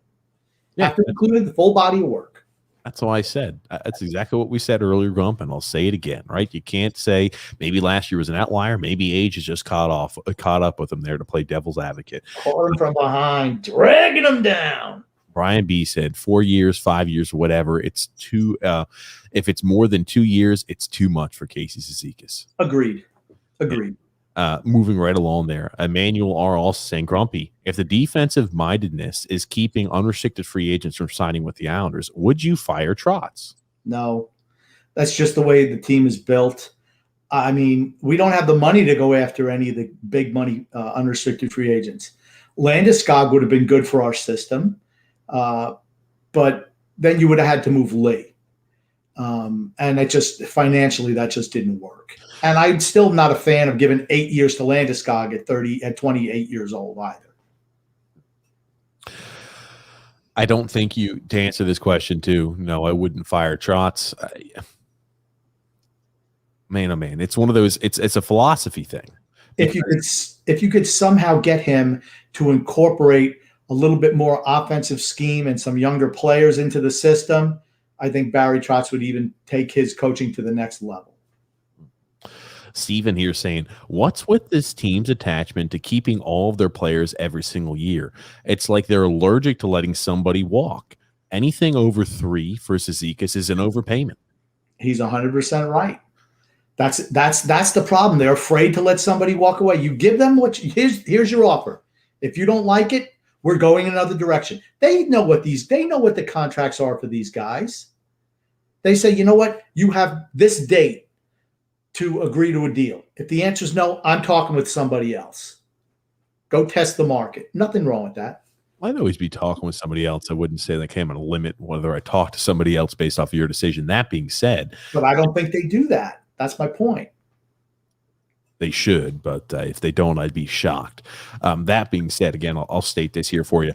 It's funny. Islander fans believe that we can't let anybody walk. Prior general managers like Garth Snow, he let players walk. He let your Franz Nielsen's, he let your Kyle Okposos, your Matt he let players walk. And this current regime, I believe, wants to keep everybody together because we have seen results. That's why they're so afraid to let somebody walk. If I'm just throwing something out there, yeah, I'll say it again. The only team that really could have afforded to bring everybody back would have been Tampa, as 2-time Stanley Cup champion. But even they realized, we don't have the money. Their whole third line is gone now. I mean, they knew what they had to do, and that's what they did. Kudos to them. Breezeball's a really good GM. He is. Kanye the Great saying, you're always getting better or worse. You never stay the same. Guess which way the Islanders have gone so far. And I agree with that statement 100%. If we were a younger team and this was our path, I would say, okay, we still have the chance to get better as younger players mature more and are able to get to the peak of their game. But when most everyone's in their 30s, the only way to go is downhill. They're not going to get any better. And I think that's a lot of the frustration with the Islander fans. Yes. I love this thought process because it's 100% right. There'll be some fans that are out there saying that, hey, we can just re-sign back the same players. We were one goal away from getting to the Stanley Cup Finals. And if we were playing Montreal, we would have won. So if we had Anders Lee, we would have won the Stanley Cup. I hate that thought process. I hate the thought process of, hey, we can just sign everybody back, because you're right. If you're not getting better and you're staying the same, you are in fact getting worse, because every other team out there is trying to get better to get to the pinnacle. So even if you stay status par, you saying, hey, I'm going to do the exact same I did last year, all these other teams that are underneath you are trying to get a head up on you.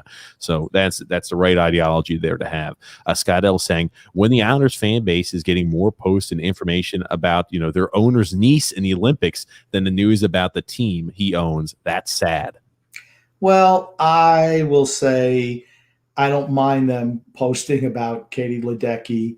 I think she's a good story, but he's right. There should be more Islander news. But I think the owner's proud of his niece. There's nothing wrong with that.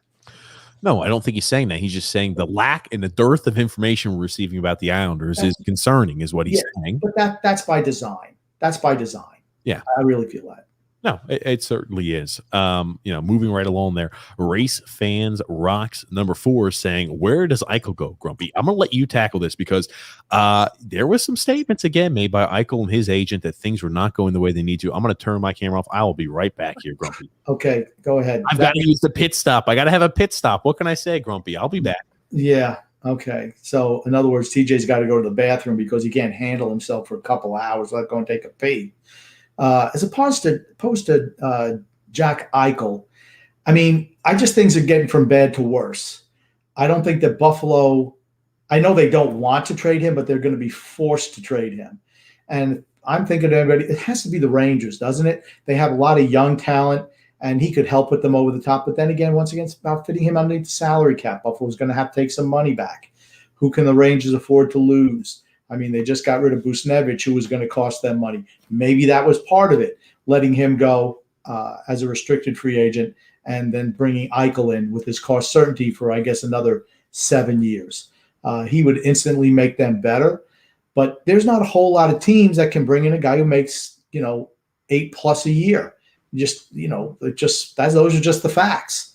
But so if it's me, I have to say that's the Islanders. TJ mentioned about a pit stop. It brings me to, and then the previous comment, I think about Ricky Bobby, for if you're not first, you're last. And that's what I feel like about with the Islanders. Unless you're trying to get better by improving your team every year, unless you're Tampa Bay, who's at the top of the heap, you need to do something to get better. You can't expect other teams to get worse. Younger teams with more talent, you can't expect them to get worse. You're going to have to do something to make your team better so you have a shot to beat those other teams. And right now, I just don't see us doing it. Hopefully, if we get Tarasenko, that will be something that could help push us over the top.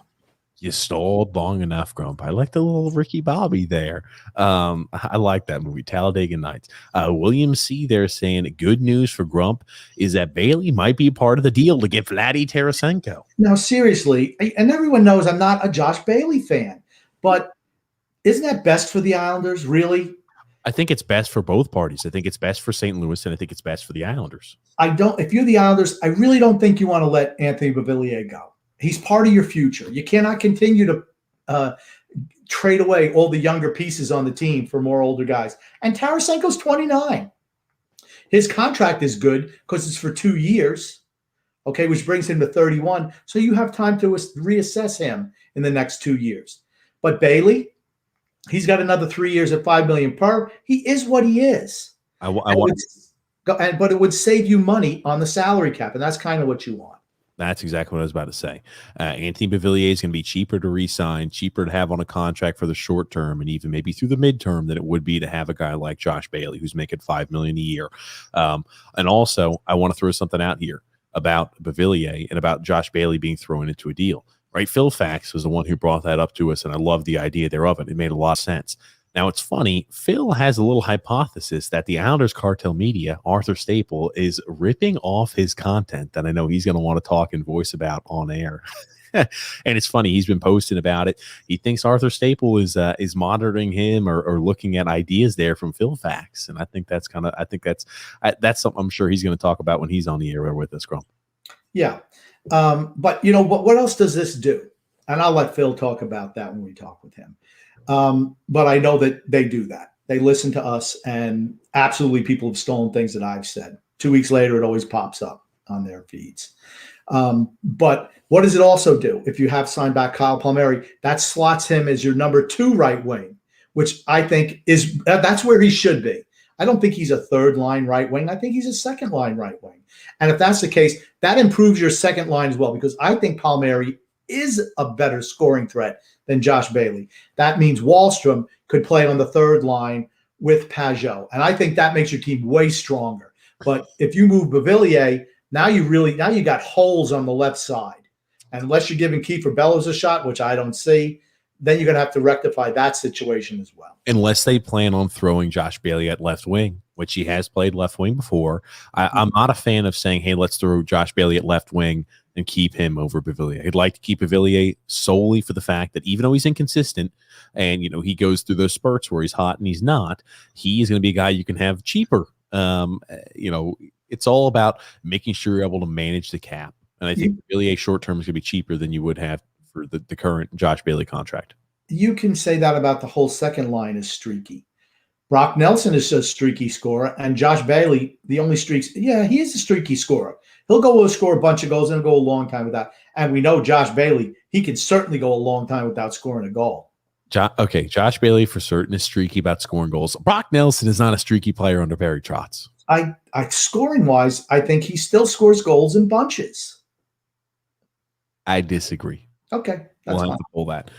Rich A said, foolish mortals, we're going to use all of our cap space to sign back all of our old guys. That's what I'm afraid of. That's my one concern. That's it. You have a chance to move forward with the team, extend your window, but it doesn't look like that's what he's interested in doing. Brush K says, Lou is a genius. I'll probably say maybe a little less than a genius. I think he knows what he's doing. I think he's got a plan, and I think this offseason it will come to fruition. Plans on prior off seasons have not, with like Panarin issue and a few others. I think this year's off season's plan will come through full fruition. I think we will see Tarasenko on the island here next year. Lou was a genius when he was with the Devils. Absolutely was. His masterful stroke getting Fetisov and Kasatonov over to the Devils is not to be understated. Really is not. He totally engineered that. I think the salary cap has limited the things he can do. It was better when it was a good old boys league and everyone just said, hey, we're going to pay these guys rock bottom prices. When the salary cap came in, then it puts everybody on the even playing field, and I think that's hurt Lou. Steven said, if they get Tarasenko, then Bailey needs to go. Not enough money on our roster for both because they obviously aren't bringing Parise to sit. Right. And that's my whole point. It's Bailey who is the guy who has to go, not Beauvillier. And I don't want to take Bailey and take him from his natural right-handed side. Let's once again try to fit that square peg into the round hole thing. Just move him. Slide Palmieri up. Leave Wahlstrom down on the third line. I have no problem with that. Could you imagine if we had to give up Beauvillier in this trade for Tarasenko and we're going to have Parise slotted in on the second line left wing? If we're talking about worst case out of what could be a great scenario, if we had to trade Anthony Beauvillier and we had Zach Parise on our second line, oh, yikes.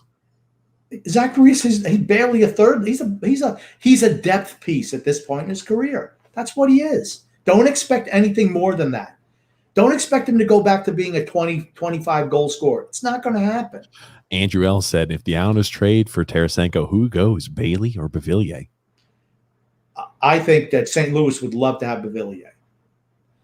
I mean, for me, I want to keep Beauvillier, give him $4 million per for the next, 4 or 5 years. I'm fine with that. He's a young guy. I had no problem giving him that money.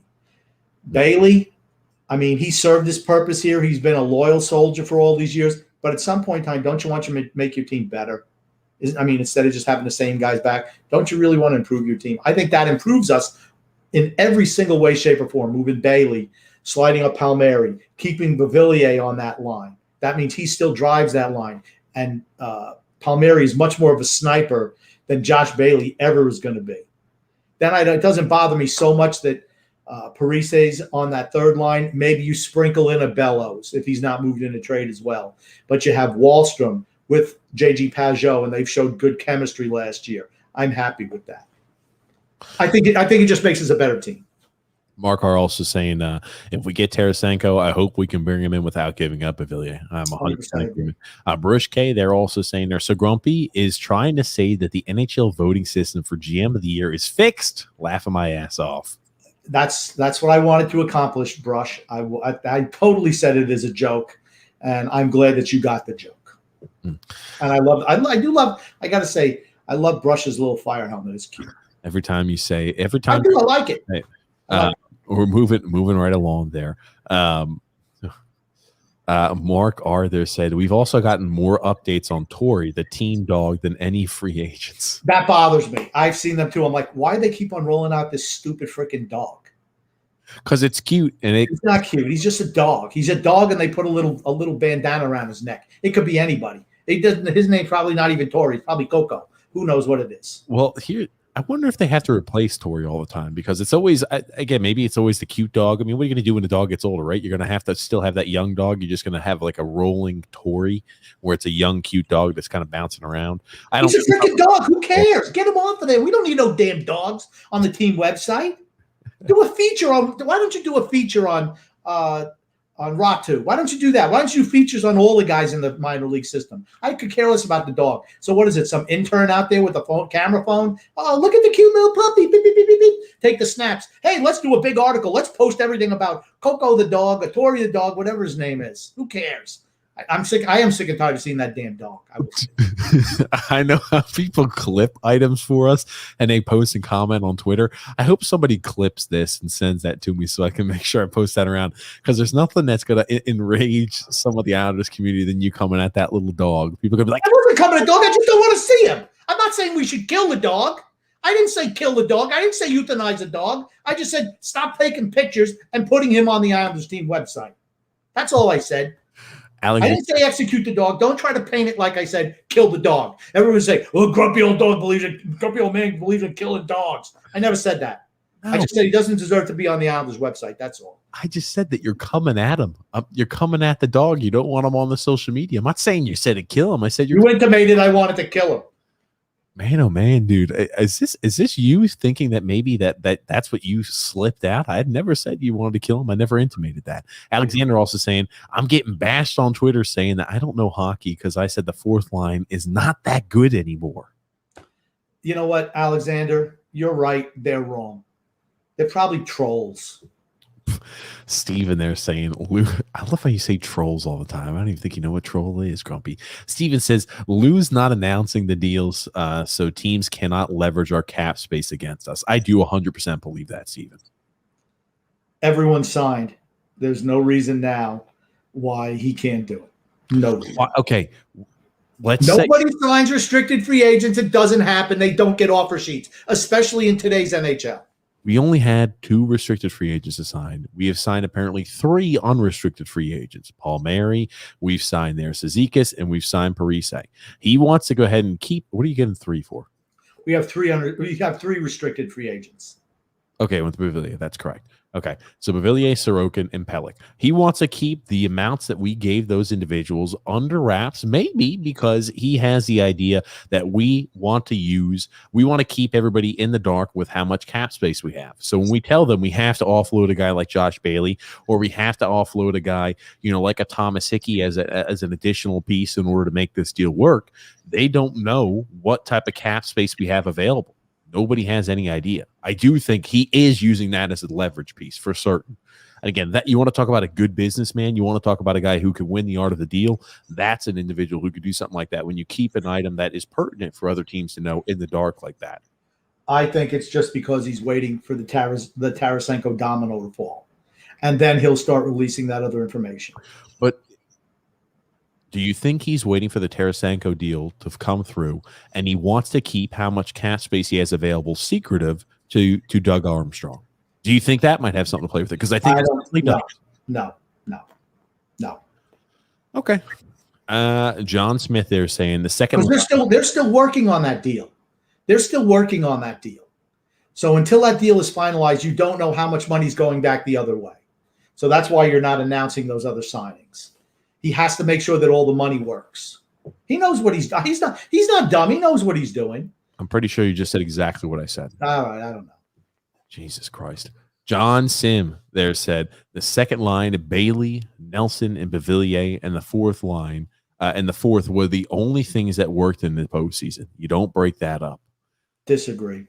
I will say the reason why the first line didn't work is because you had Leo Komarov, so it's like you're playing with four men out there. And again, the first line didn't work. It was Matt Barzal that worked. So imagine what would have happened if you went ahead and paired Matt Barzal with a few additional pieces. What that would have looked like. Yes, I mean, and the Nelson line played well in spurts, but they were invisible in spurts too. And the fourth line was occasionally good and occasionally really bad. They were not. Neither line was consistent. They weren't. The only thing that was consistent was the poor play by Leo Komarov. And Travis Zajac. Why'd you throw him in there too? Alexander said, well, Doug Armstrong miscalculated the market with Tarasenko. Yeah, he should have moved him. He should have moved him before the draft. That's what he should have done. He shouldn't have waited. When you had, much more, you had many more teams that were, in the running for Tarasenko. 4 teams, they said, were willing to go ahead and take him on without St. Louis needing to retain any cap hit, and then there were additional teams if the Blues were to retain some sort of cap hit that were interested.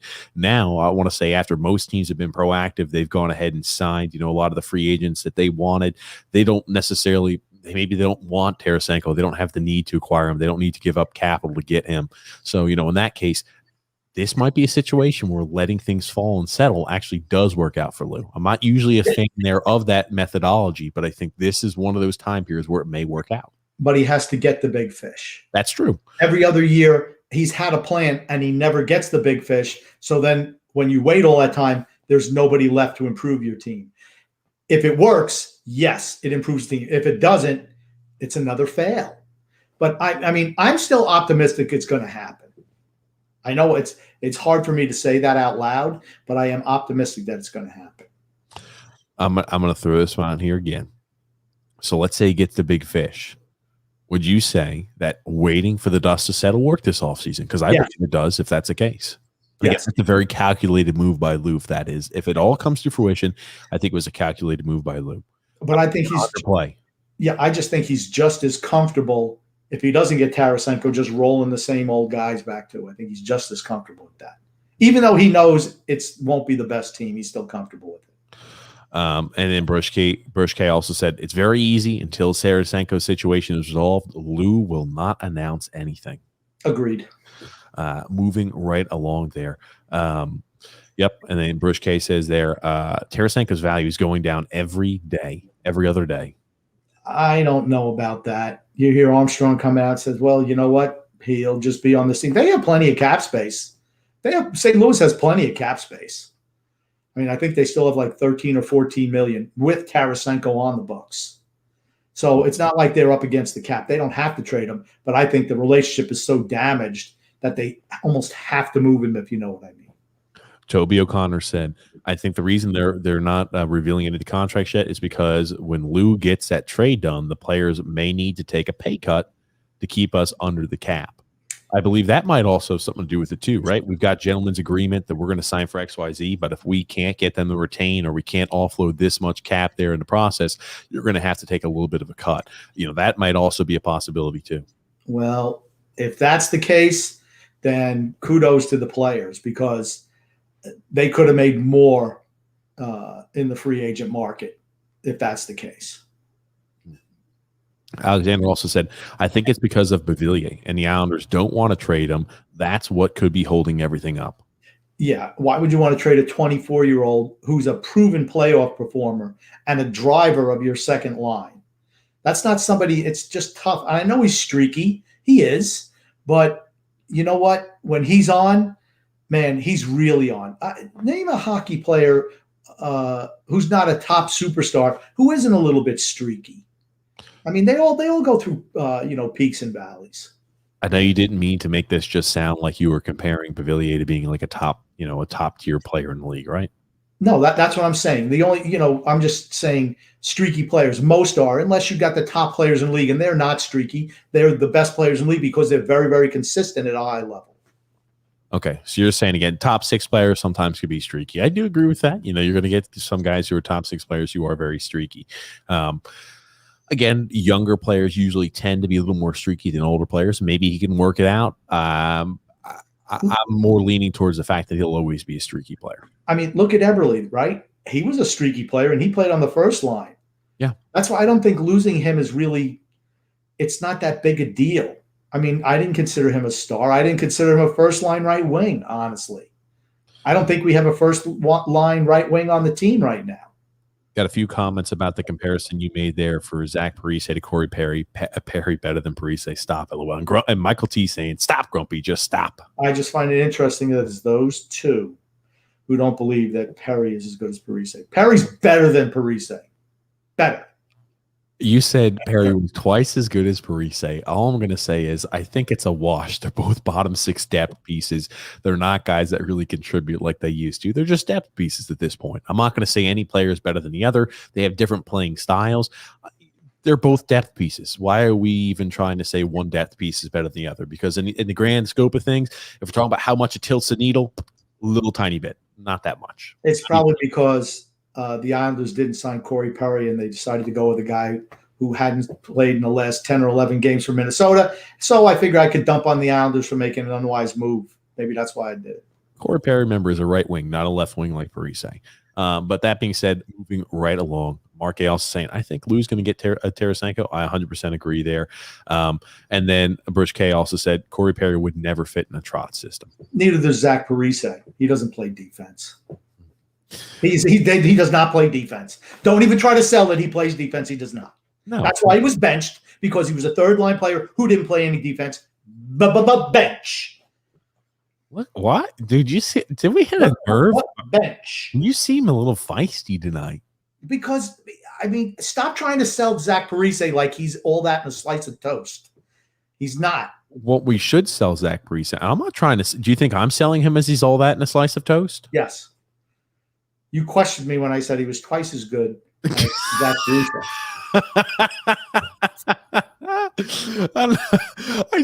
I'm not trying to sell him as all that in a slice of toast.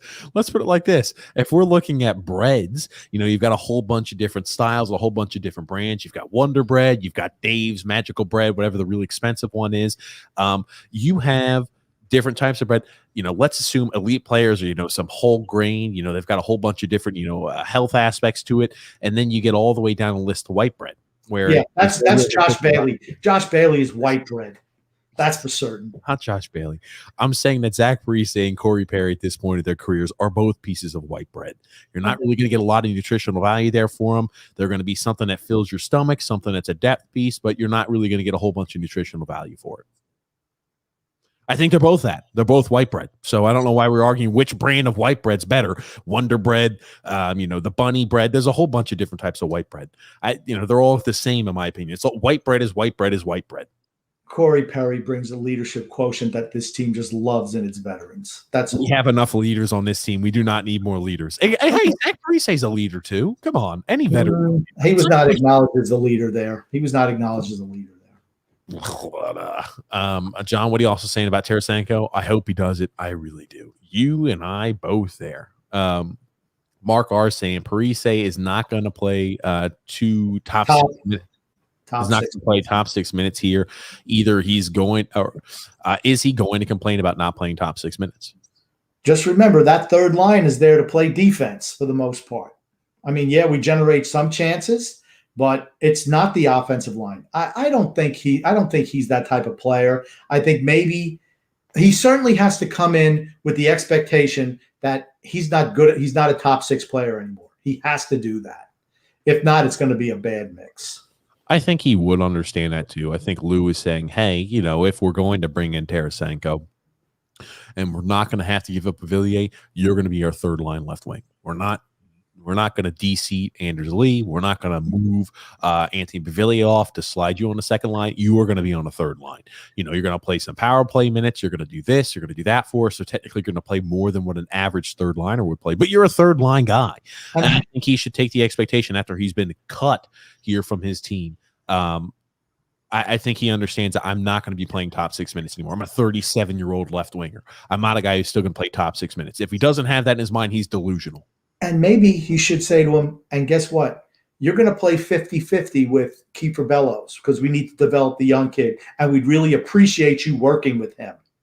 That's what I'd like to see. Then you know what? Prove to me that you're a leader, Zach Parise. And I'm not saying he's not, but I mean, that's what you want from your older veterans you bring in. You want them to help transition the younger players into the starting role. That's what you want. I once I hear that we might be interested in bringing back Travis Zajac, I think to myself, I'm like, oh man, Kiefer Bellows is going to start off in the A. I just, like I said, not traded. That is, it's like young players need not to play. Now, here's the thing: if you need to trade a Josh Bailey and a Kiefer Bellows to get Tarasenko, I'm all for that. I don't want him trading all young players for him, though. That would be a mistake. Michael T saying Tarasenko has had not one, not two, but 3 shoulder surgeries. St. Louis must take on some of his salary. They don't have to do anything. They can keep him if they want. I don't think they will, but they certainly could. If he's healthy, he's a top line right wing. I don't care. Supposedly the first 2 surgeries were botched. He went to an outside guy, and now it's as strong as ever. I'm willing to roll the dice on that. I really am. Yeah. I know what I've seen from the other right-wing options on this team. I want to roll the dice on a potential for greatness. That's all. And let's say worst comes worst. Tarasenko comes and he re-tears his shoulder. Not ideal. Worst case scenario, you can go ahead and put him on long-term injury, and you have extra cap you can play with at the trade deadline. So you want to talk about the ability to make a big splash or the ability to really make adjustments. You have the option to go ahead and do so. If you're able to put a guy who would be absorbing $7.5 million of cap on long-term injury, I'm not saying it's ideal, but I'm saying worst case scenario, if you're bringing Tarasenko, re-tears a shoulder, yikes, bad, but you do have money where you can do things at the trade deadline. And again, if he has a 4th shoulder surgery, I can promise you one thing. There's no way the Islanders should re-sign him. He probably would never play again. 4 shoulder surgeries? Yeah. I mean, I'm not putting the cart before the horse on that. If they say that he's healthy now after this 3rd surgery, I mean, they're going to look at the medicals. Obviously, they have and they feel comfortable with it, because if they didn't, they would have already announced these other moves that they've made. So they're just waiting for the price to be something they can afford. That's all. John Smith talking about Kyle Palmieri. Every time he was paired with Barzal on the fly, they scored. That is true. Palmieri did score often when he was on the right wing there with Matt Barzal, given it was usually in situations where I think it was like on the power play. I know they had like a good connection out there. I don't want to see Palmieri on the first line now. I think he's a guy who does have energy to him. I think he's better as a second line guy. I don't think he's a third line guy. I think he's better on the second line. I think a line of Palmieri, Nelson, and Beauvillier would be really good. Really good. That's a second line I'd sign up for, without a doubt. And then Mark R. said, is Tarasenko still an elite scorer with his bulky shoulder? Well, like I said, he just had another surgery for cleanup.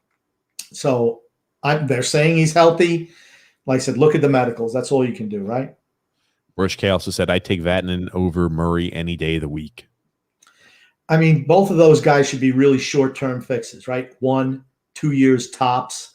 Then this way, hypothetically, your younger guys and your defense is loaded with primetime prospects in the minors. Maybe another year, tops 2, before they should be ready to play.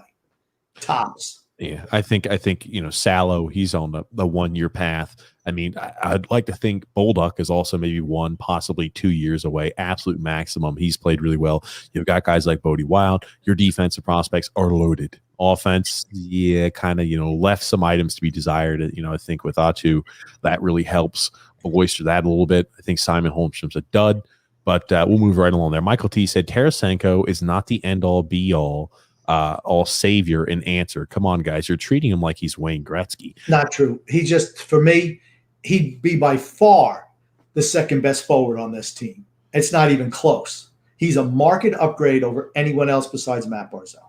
And he's something completely different than what we have out there on the ice. I think a guy like Wahlstrom could grow into a player, of an ilk of a Tarasenko, but right now is not there. And, we're a team that needs to compete now. So if I could say, hey, we're going to go ahead and move Wahlstrom's production or Wahlstrom's ability, 3 or 4 years ahead, where he's a guy who can be an elite caliber player, we can bring him in. That's awesome. And I've always been a big believer on this. If you get a real, true, bona fide sniper at the right wing position, because I've said it before, Eberle is a guy who's really, really streaky. I don't think he's ever meant to be on the top line. But if you can get a guy who can pick spots, remember, Barzal has unbelievable speed. He can open up space for his wingers. You go ahead and plop Anders Lee in front of the net, you go ahead and screen goalies as he does well, hit redirections in, or even, rebounds. You're going to have that space created by Matt Barzal, and Tarasenko is going to be able to execute. If he's able to pick his spots or even get the puck on net, you're going to see Anders Lee productions increase. You're going to see Vladimir Tarasenko's production increase, and you're also going to see Barzal's production increase. You want to talk about a first line that can really score, you might have, a player like a Barzal have over a point a game average. Remember, we haven't had a player have over a point a game average in quite some time. Not that it's important, but I'm just saying your first line is going to increase production and offensive output. Yeah, you just hit the point I was going to say. To me, that makes Barzal and maybe Tarasenko point a game players. Yeah. As far as I'm concerned, you could see 80, 85, 90 points out of those two guys. I just think they'd have chemistry. Barzal, like you mentioned before, Barzal opens everything up. Tarasenko has that beautiful shot, and Anders Lee's there to clean up all the scraps. And that's where Anders Lee's at his best, honestly. Mm-hmm. Yeah. Moving right along there. Oh, man, we keep getting these people, these trolls that are saying not so nice things, some very vulgar words. I got to ban them from the chat. And then Mark A also said Anatoly Golishev. He's a guy that maybe is a depth piece. Oh, maybe a depth piece. Okay. I mean, Anatoly Golishev's never going to play top 6 minutes or anything like that. He's going to be a guy that would always be slotted in for the bottom. But, you also have Anatoly Golishev, too, if anything were to happen. Well, see, that's my thing, though. When you're bringing in a Zach Parise and a Travis Zajac, is there any room for a Golishev? There just isn't, right? No, there's not. But, I mean, does really Golishev move the needle that much? Okay. I'd take Parise over Anatoly Golishev for 1 year. But they never have a chance to develop. How would they? Golishev, in all respect, is 25, 26 years old and has played, 6 or 7 years in the K? That guy is what he is.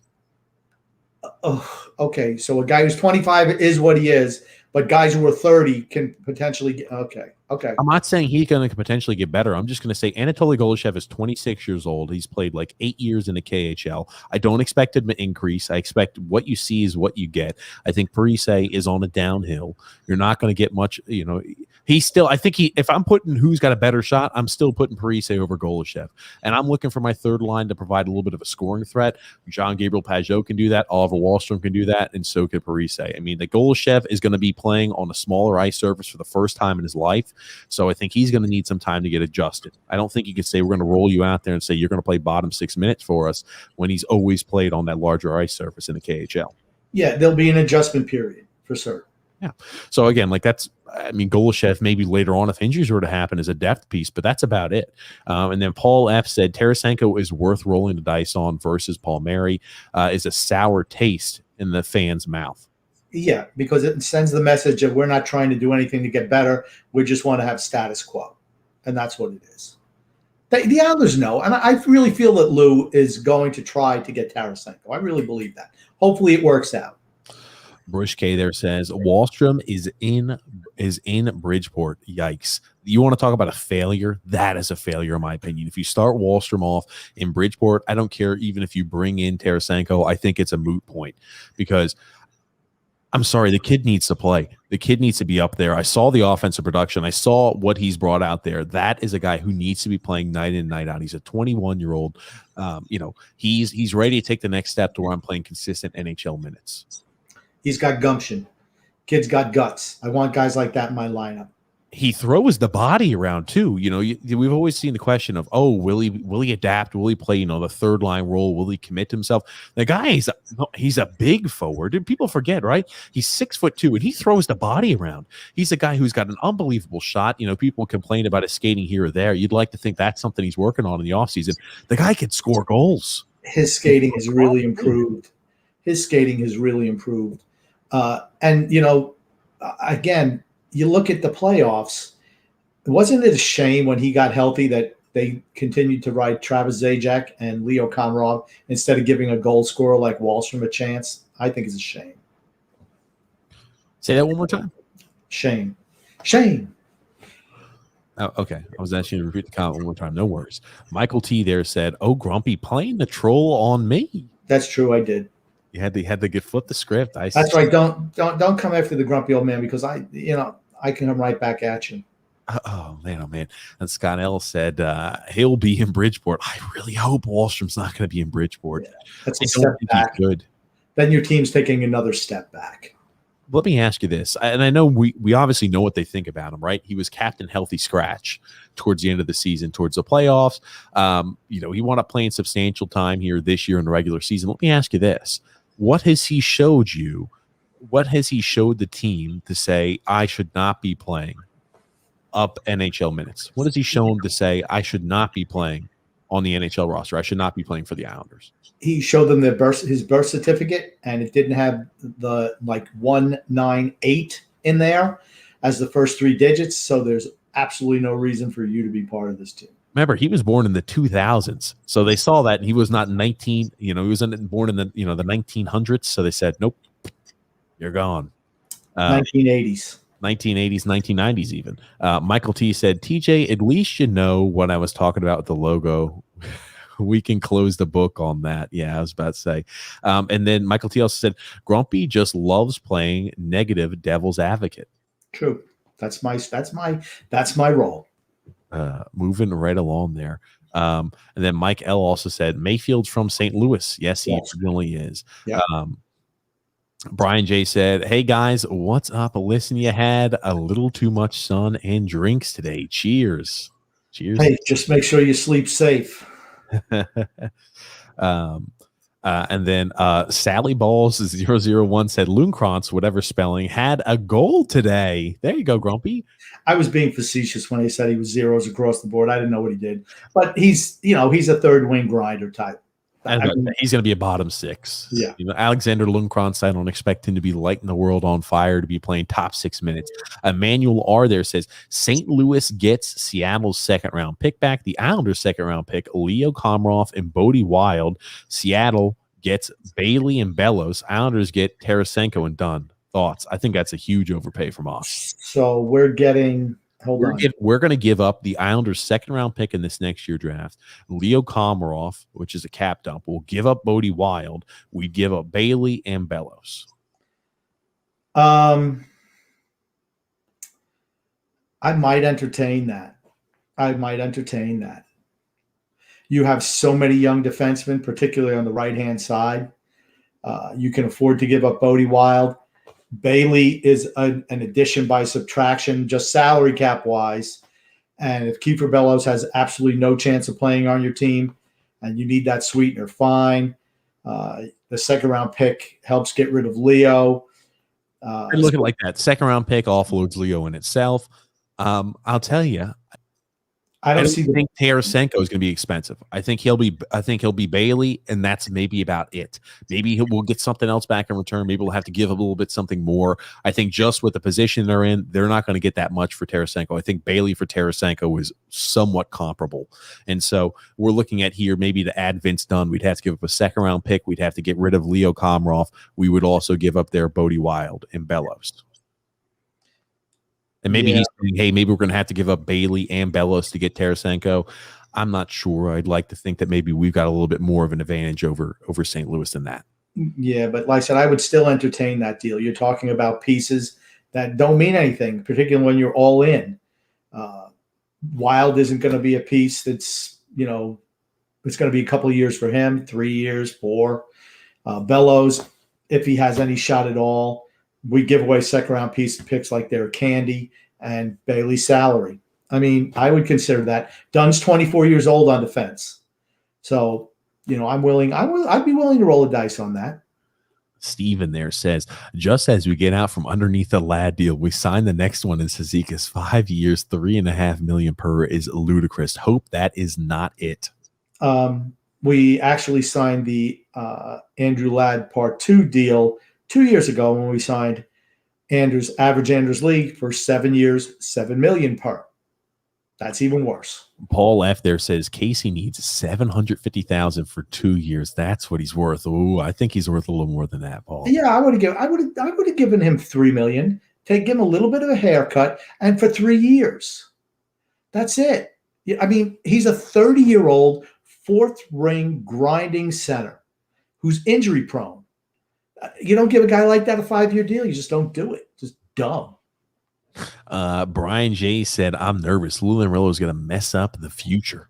Don't be nervous. He's already messed up the future. You don't need to worry about that. That's a fait accompli. We just hope he doesn't mess up the present as well. John Smith there said $8.5 million for the best fourth line in hockey is worth it.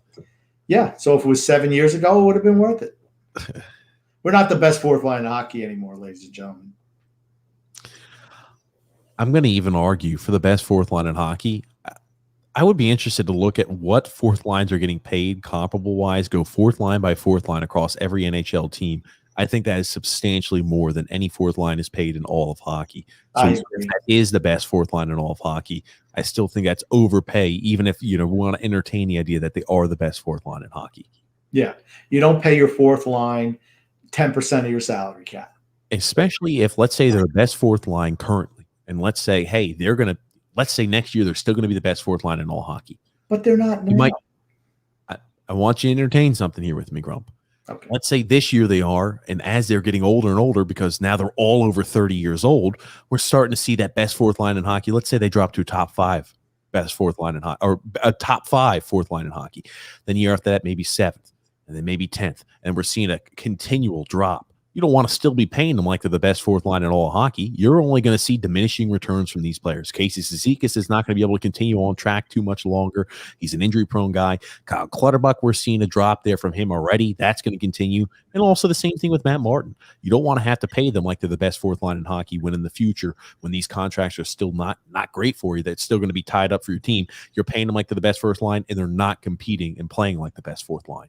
But not only that, you also don't give any young players a chance to cut their teeth in the NHL. You don't give them the opportunity. When you wait till guys are 24, 25 years old before you bring them up, they're ready for free agency right away. So you bring them up, then you got to overpay them or let them go. It's just, like I said, it's just not smart management. Just isn't. I know you've always believed there in that. Moving right along here, got a comment from Michael T. I just made the connection where I've seen Grumpy before. He plays Carmine Falcone in Batman Begins, TJ. You got to put that up on the screen. The likeness is uncanny. Grump, I don't know too much about Batman or anything. I think he's talking about Batman. Was it? Oh, no, it was Gotham was a TV series. So I don't remember what he looked like in Batman. I'll tell you, I wish I knew more about that type of stuff. I'm just going to go ahead and pop up Carmine Falcone. I guess, Grumpy, he's saying you look like this guy. He was from Gotham. From Gotham. There it is. Let's see if I can blow this image up there for you. Okay. And the guy on the left, that was Tom Wilkinson. He might have been in Batman. The actor all the way on the left in the top with the white jacket. Gotcha. There it Could is. be him too. Yeah. Fair enough, Grumpy. Fair enough. Yeah. That's where he's seen you before. And then Sally Ball 001 said, I'm not worried about Tampa in 2021, 2022. Now the worry is Florida. Florida's had a great offseason. They were Tampa will tell you they were the toughest foe they had. And those games were tight for them. They were tough. I think Tampa's still going to be a favorite. I don't think they're a prohibitive favorite like they were the last year particularly. I didn't think anybody was going to beat them. But this year, I think that division is going to be tough. I think Carolina is going to be tough as well. I really do. And then Brian J. there saying, I know we all want Tarasenko, but the reality is same old team, same old players. I hope not, but that's a distinct possibility. For certain it is. Scott L. also said, with Casey signed for a supposed 5 years, that's 5 years we don't see Otto Koivula. What can he do? And that's what happens. When you keep on signing these old guys to long-term deals, all you're doing is stunting the growth and development of every young player you have. At some point in time, you cut bait with the older guys and you give the job to a younger player and let him grow into the role. You don't know what he can do because you never give him a chance. I will also say here, if that's the case and it's signed that long term, get rid of Otto Koivula. Get rid of him now. He's not doing anything to help his production or his value in Bridgeport. Just sitting there, the older he gets, get rid of him now, especially if you have no more room or space because your top four, your four lines, your four centers are locked up long term. Matt Barzal is not going to go anywhere. You'd like to hope he's going to sign back when it need be. Brock Nelson's not going anywhere. John Gabriel Pajot is not going anywhere. And with this possible deal here, Casey Cizikas is not going anywhere. So get rid of Otto Koivula. If that's the case, you don't want to see him being locked down there and he turns and, hey, I like my prospects to be overripe down there and, in the A, get rid of him. You don't want him to turn to a sour grape. Right. The whole thing is it's very possible that Casey get hurt and you're going to have to play Koivula. Unless, of course, you want to play 37-year-old or 36-year-old Travis Zajac or 35-year-old Leo Komarov and never give the young kids a shot. To me, that's the most frustrating thing with this organization. They never give a young guy a shot. Drives me crazy. Sally Ball 001 also said, need Vince Dunn or Hampus Lindholm for that left-handed defense spot. Boy, that Taves trade looks worse every day. And it wasn't necessary. You could have moved Letty. You could have moved Letty last year for 1 second-round pick or a third-round pick, get rid of that salary, and you could have signed Taves for less money. And then you're still setting your top four defensemen. It was short-sighted and dumb. Again. Well, hold on. Nicoletti didn't have any trade value. We couldn't trade Nicoletti. Nicoletti had no value. Oh, wait a second. He got traded this offseason for value. Oh, sorry. They didn't want to get rid of him because Trotz likes him. They didn't want to get rid of him. Instead of looking what's best for the team, particularly with the flat cap era, you have to make some veteran sacrifices. You just have to do it. Instead of doing that and being smart and proactive, the Islanders are reactive as always. And then that's why you have to give up a bunch of assets, younger players. Again, giving up a younger player at the expense of for 1 year of an older guy. That's what you did. You traded 5, 6, 7, 8 years of Devon Taves for 1 year of Nicoletti. And we didn't win a cup. Was it worth it? Not to me, it wasn't. Brian Shea said, not a Lou fan. He needs to address scoring. Needs to address the scoring need as soon as possible. Without a doubt. But here's the thing. They've known it. Both of them admitted it 3 years ago. Yep, we need to get better. We need to get better high-end scoring on our first line. They said it, and they've done nothing to do it. I'm not putting Barry in that group, but Lou. Mario said, so Lou loses Tavares, has not replaced him since. And if he's unable to trade for Tarasenko, that's not enough of a failure that can be considered as a result to fire him. No, I don't think so. Remember where the Islanders were before he came on board. And there's something to be said about being, competitive every year. And we are, but what is competitive? What's the Islander fan base? Are they just going to be happy, making the playoffs every year, maybe winning a playoff round, maybe two? Is that enough to keep the fan base happy long-term? For me, it's not. I think you should be striving for a Stanley Cup. But maybe for the owner it is. And maybe for a lot of fans who've seen the Islanders be bad for years and years and years and years, maybe that is something that they just like. Hey, you know what? We're competitive. We're not exciting, but we're competitive. We make the playoffs. Maybe we make a little bit of noise before we go home. Not me, though. Yeah, moving right along here again. I don't think it's a fireable offense. I think Tavares was long gone beforehand. I think that was a known also, even though they kind of charaded that around of, hey, we're doing everything we can to sign him back. They knew he was gone. That being said, we're moving right along there. Michelle Pasquarelli saying hi. What's up, Michelle? And then Michael T said, Lou Lamoriello is a bona fide NHL GM genius. The rest of us are not. Again, Lou is, he's well respected across the league. I will say financially, though, he makes a few deals that are questionable, in my opinion. He extends a few players a little bit past their peak, in my opinion, which is not being financially and fiscally responsible. I'm just going to say that Michael T can speak for himself about the rest of us not being bona fide NHL GM geniuses, such as Lou. But, of course, Michael's last name is actually Tamarillo. So you figure. Oh, Michael Tamarillo. Is that what it is, huh? Okay. Gotcha. Brian, you also said, who cares about Casey? You can find grinders anywhere.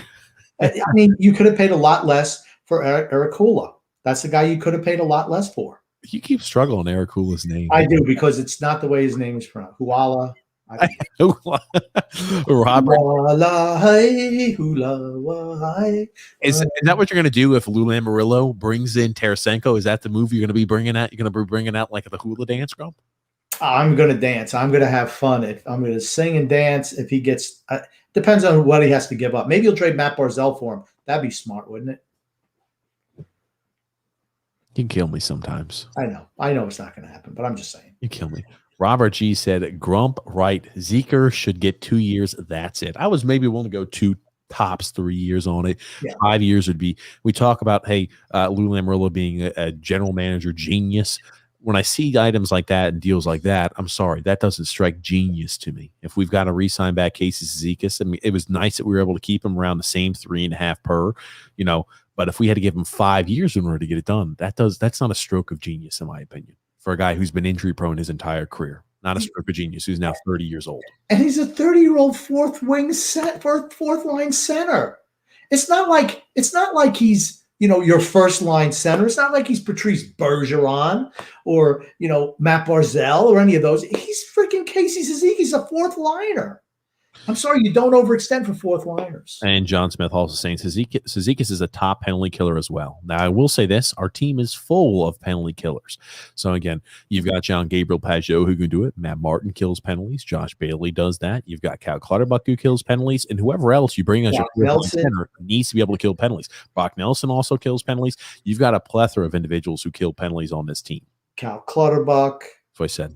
I mean, I'm sorry, I didn't realize you mentioned. But, yeah, I mean, you don't need 8 guys who can kill penalties. And you know what, Eric Hula, his faceoff percentage was 60% last year when won. Well, I'll have to look that up there. Michael T said, I agree. You don't sign Zeker to over 3 years. I think 2 to 3 years would be fine. Yeah, absolutely. Scott L said, you guys are forgetting. Once Barry and his staff get a hold of Tarasenko, they will drill in his head, pass first, screw shooting. I would hope that wouldn't be the case. But you got to remember, they've been trying to do it to Barzal, but somehow he's like, I must break out. I have to break out from this defensive shackles that they put on me, putting Leo Komarov on my first line. I just think that line, that would be magical.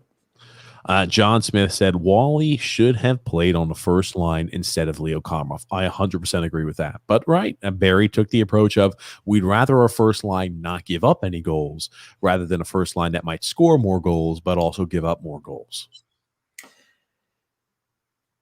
Your first line is there to score goals. It's not just about getting to the next line. You have to have a line that other teams have to worry about. What do other teams say when they face the Islanders? We got to stop Matt Barzal. That's it. That's all they say. Who are we going to game plan to stop today, fellas? Number 13. You think they're worried about Josh Bailey, Brock Nelson, anyone else on the team? They're not. If you get Tarasenko, now it's like, man, we really got to watch out for that whole line. Yeah. You talk about lines that are really dangerous where it's like, we talk about the perfection line for Boston. We talk about certain lines that strike fear in the heart of other teams.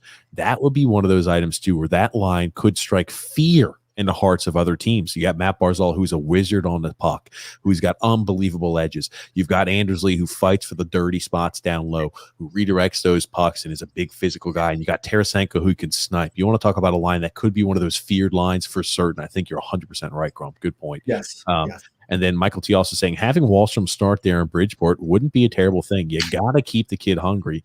But he has he has to end up with the big club this season permanent. Okay.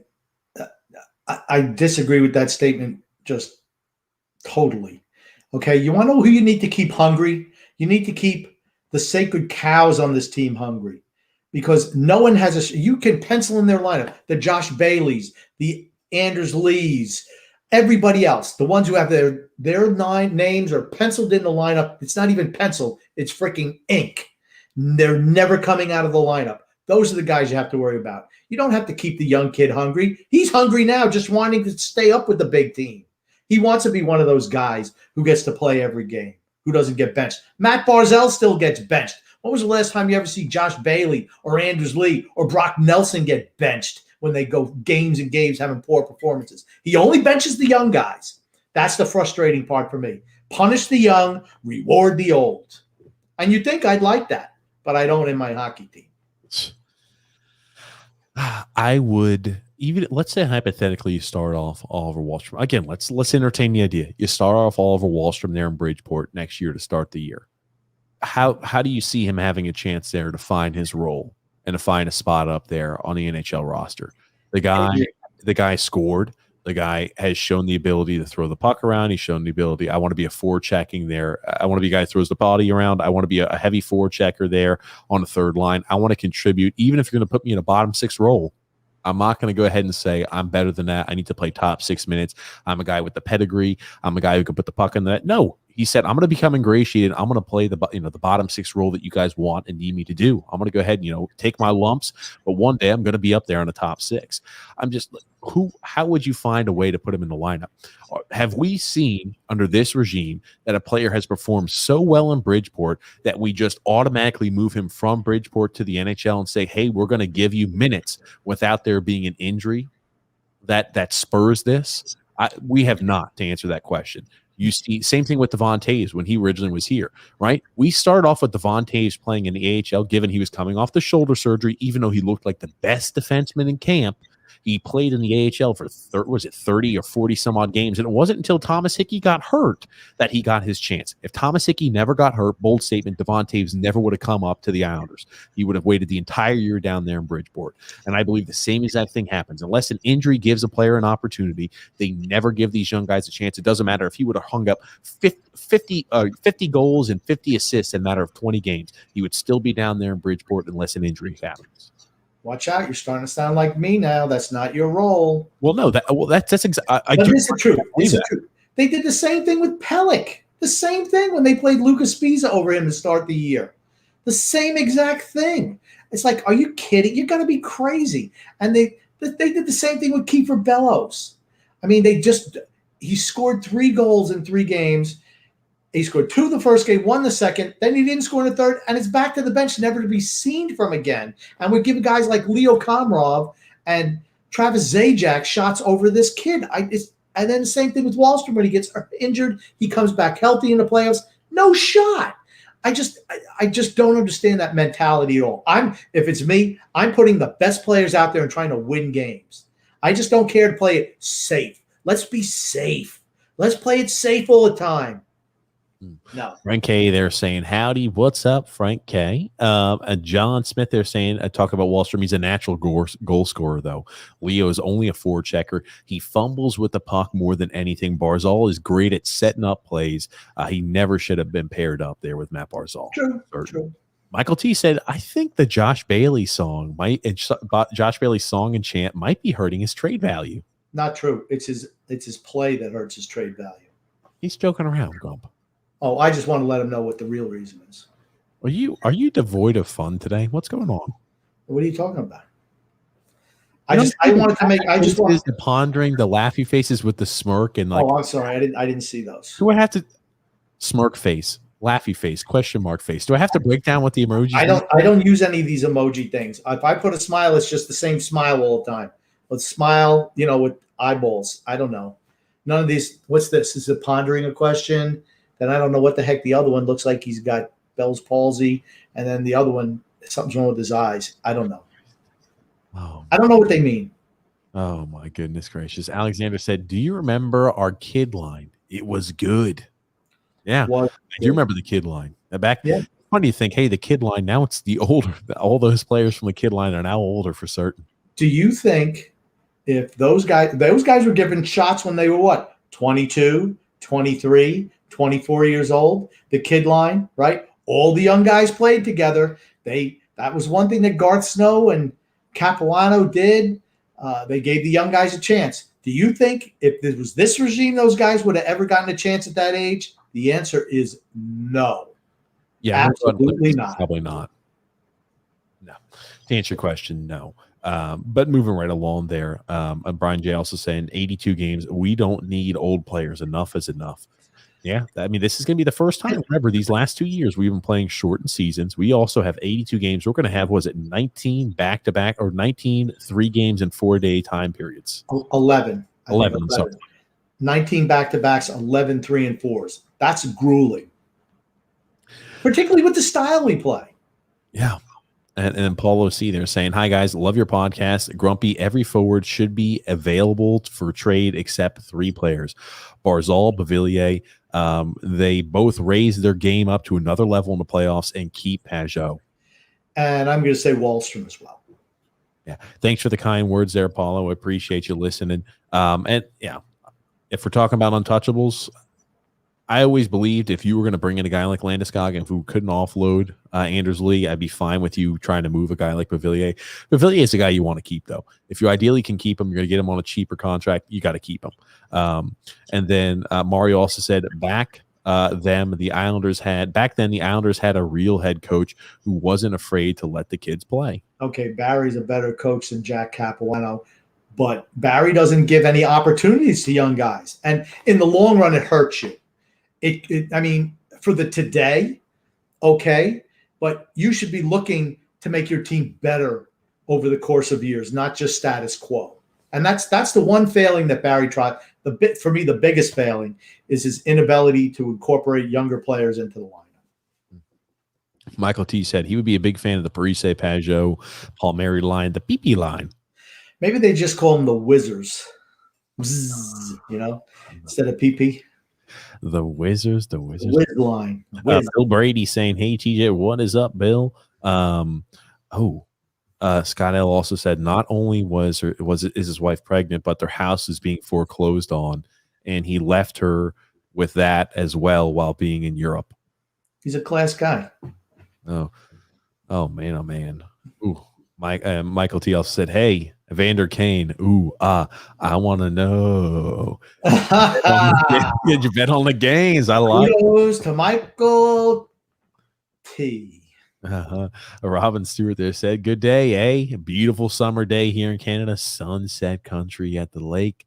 How about that Josh Ho-Sang signing? Hey, I hope he pans out there on his PTO in Toronto. I wish him nothing but the best and nothing but luck. I've always been a big fan and supporter of Josh Ho-Sang just because what I saw on the ice was something special. Same thing here. Another player never given a legitimate shot by this regime. Never. Oh, Bill Brady said, let's play Stump the Grump. He wants to bring back Stump the Grump. We might have to get Paige back in here to bring back Stump the Grump. I can tell you one thing. I will let you know, Andy Francis, when we bring him on, he's going to have a Stump the Grump segment because a lot of his bits there on kind of like the new terminology that kids are using. So he might be one of those translators for you, Grump. He'll help you understand the new lingo these kids are using. I need help. Hell, you didn't know what the emojis were. You need more than help. You'll need constant help there, Grumpy. I'm not an emoji guy for certain. Paul O.C. said, I like Cizikas. He's our fourth line center penalty killer, but at 30 years old, should never sign for 5 years. Not more than 3 years, like it or not. Else, just trade him now or that he has some value. Well, we had to re-sign him, but I just would have let him walk. Yeah. They're also saying, oh my God, no to Zajac. For certain, that's a no to Zajac there. Scott L. also saying opening night, when the players are introduced, they'll come on the ice with their walkers and wheelchairs. Yeah, I don't think any of them have wheelchairs yet, but they do have walkers with little blades on them. Then Brian J. said the New York AARPs. Oh, that's a good one. Well, you know, the crazy thing is you actually don't have to be a certain age to enroll in AARP. That being said, moving right along there, Michael T. said Bailey, not Beauvillier, has to be a part of any Tarasenko deal. That could be the holdup as well. That could be the holdup. That the Islanders don't want to part with Beauvillier. That could be the holdup. Remember, they did shop originally Beauvillier. They were taking calls on Beauvillier this year at the trade deadline, but I don't know. Yeah, Tommy told us that when he was digging through the trash. Oh, stop. Back in March. Oh man. Michael T saying Crafty Lou is better than Crazy Lou. Okay. Crafty Lou is better than Mysterious Lou. Mario also said Armstrong there of the Blues have the upper hand. The Blues don't have to trade Tarasenko. Now they could just sit and wait it out. The Yashin rule is what gives the Blues all the power here.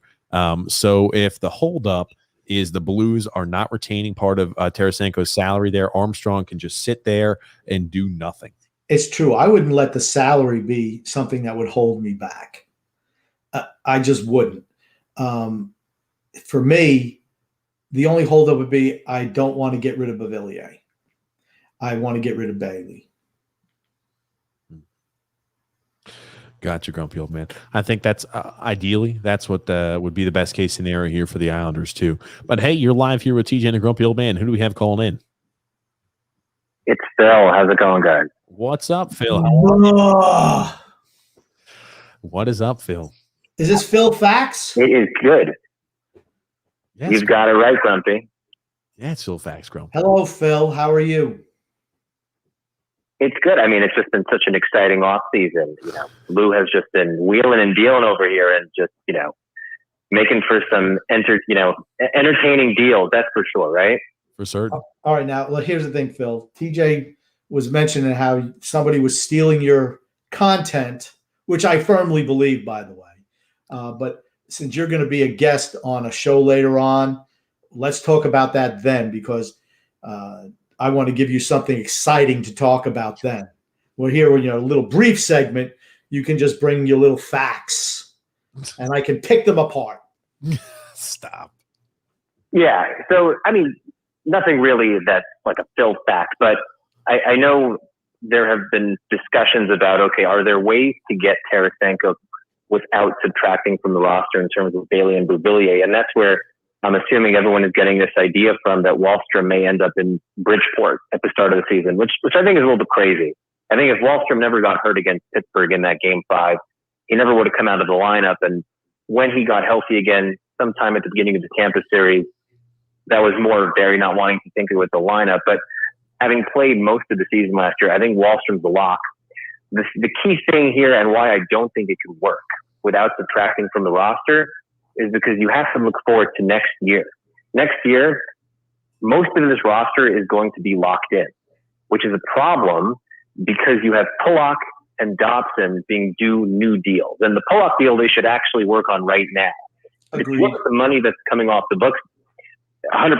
Pulock should be done now.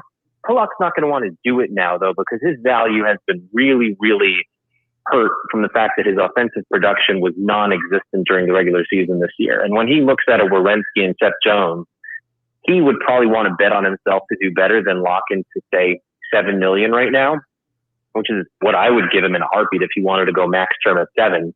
But the only money coming off in terms of people from the lineup next year, it's Cal Clutterbuck, Ross Johnston, and nothing else. Hickey. You've got Hickey and Leo, who are essentially he's on the lineup. What I'm saying is, if you're going to use Hickey and Komarov as subtraction in order to add in Tarasenko, the problem is you're going to be stuck with that money. And Komarov and Johnston adding up to $4.5 million, you still need to replace those two roster spots, even if you're replacing that at $1 million apiece. And then you better hope that Pulock and Dobson's raises only account to about $2.5 million, which is going to be more. So next year, you're going to have to subtract one of those players anyway. You may as well do it now and keep Wahlstrom in the lineup. And Tarasenko, the beauty of his deal is that it ends when Barzal and Wahlstrom are due, so you're not going to run into any problems there, unless, of course, you feel compelled to keep Tarasenko. So that was the first thing I wanted to bring up. Well, I just want to say, Phil, I can't disagree with anything you said. And usually I like to, but I can't. Your points were very tangent. Everything was great. It was a fantastic synopsis, Phil. I love it. You're 100% right. And I'm just going to add one thing. That's what happens when you sign Ryan Pulock to a 2-year bridge deal that brings him right to unrestricted free agency. And they absolutely should be working on a deal right now to sign him for $7 million is going to be a bargain for him. I think he's going to get more than that. And then the Islanders are going to find themselves in trouble again. It all predates back to the signings like Leo and items like that, because you couldn't have given him too long of a deal because Pulock would have wanted more term. I mean, we were up towards the cap last year. We didn't really have much ability to maneuver around because we had bad signings there in the past. And how many more years? How many more years do we have on Johnny's buyout? Isn't this the last year for Johnny as well? That we can go over the cap. Yeah, this last year. Okay, so now you're in real trouble for next year. No, you don't understand how long-term. No, he doesn't understand how long-term injuries.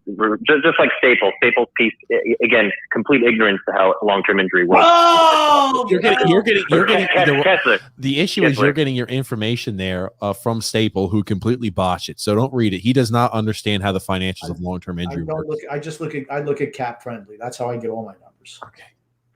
You subtract. Right. Yeah. Boychuk coming off makes no difference. Exactly. So Boychuk occupies his cap space. So essentially, it's added. But if you want to understand the space next year, I'm sorry. But you can go over this year is my point. You can go up to $6 million over this year. You won't have that luxury. His still counts against the cap, but now you have the ability to go $6 million over. So when you remove it, you can't go over. Now you just have to stay within the cap. So that's my point. So it's like you're losing that $6 million, which is the over. Stop. You're going to drive me insane. No, that's not it. You have to go through a tutoring lesson afterwards. That's not how it works. Everyone knows that I'm right. You can go $6 million over this year. You will not be able to do that next year. Yes, but you will not have Johnny Boychuk's contract on your books. Johnny Boychuk's contract is still on your books this year, so you're allowed to go over $6 million next year. Next year, his contract will not be on your books, so you cannot go over. So it doesn't matter. Okay, Beautifully explained. Yeah, it's in essence you can't. I like being able to go over the salary cap. It's the same thing. Well, no, you get another $6 million. No, God, no. Stop. Don't listen to Arthur Staple. No. Please don't listen to Arthur Staple, Grump. Phil, I'll talk to him about it afterwards. But, Phil, what are the points that you have for us? I don't want to get stuck on this. Yeah, and again, I agree with Grumpy on the Pollock thing. I think the biggest mistake that Lou has ever made was not being able to get Pollock on a long-term deal last summer, which is a mistake that could be corrected, of course, depending on what he's able to do with him. And it needs to be done really before the trade deadline. You really don't want to get past the trade deadline, especially if you're a team that's a bubble team, with the Pollock thing not done. So I'm hopeful he'll get it done this summer. But again, in order to get it done, one of the contracts on the team, whether it be Bailey, Beauvillier, Lee, whomever, is going to have to be off, because if Noah Dobson has a really good year and commands something like $3-4 million on a bridge deal, you're just not going to have the money to do it. You probably have enough for Pollock. You got to worry about Dobson, though. The next summer should be fine.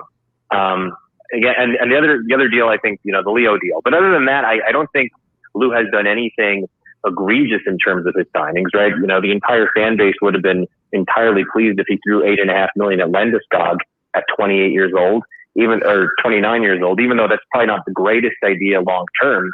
It's good if you want to win now.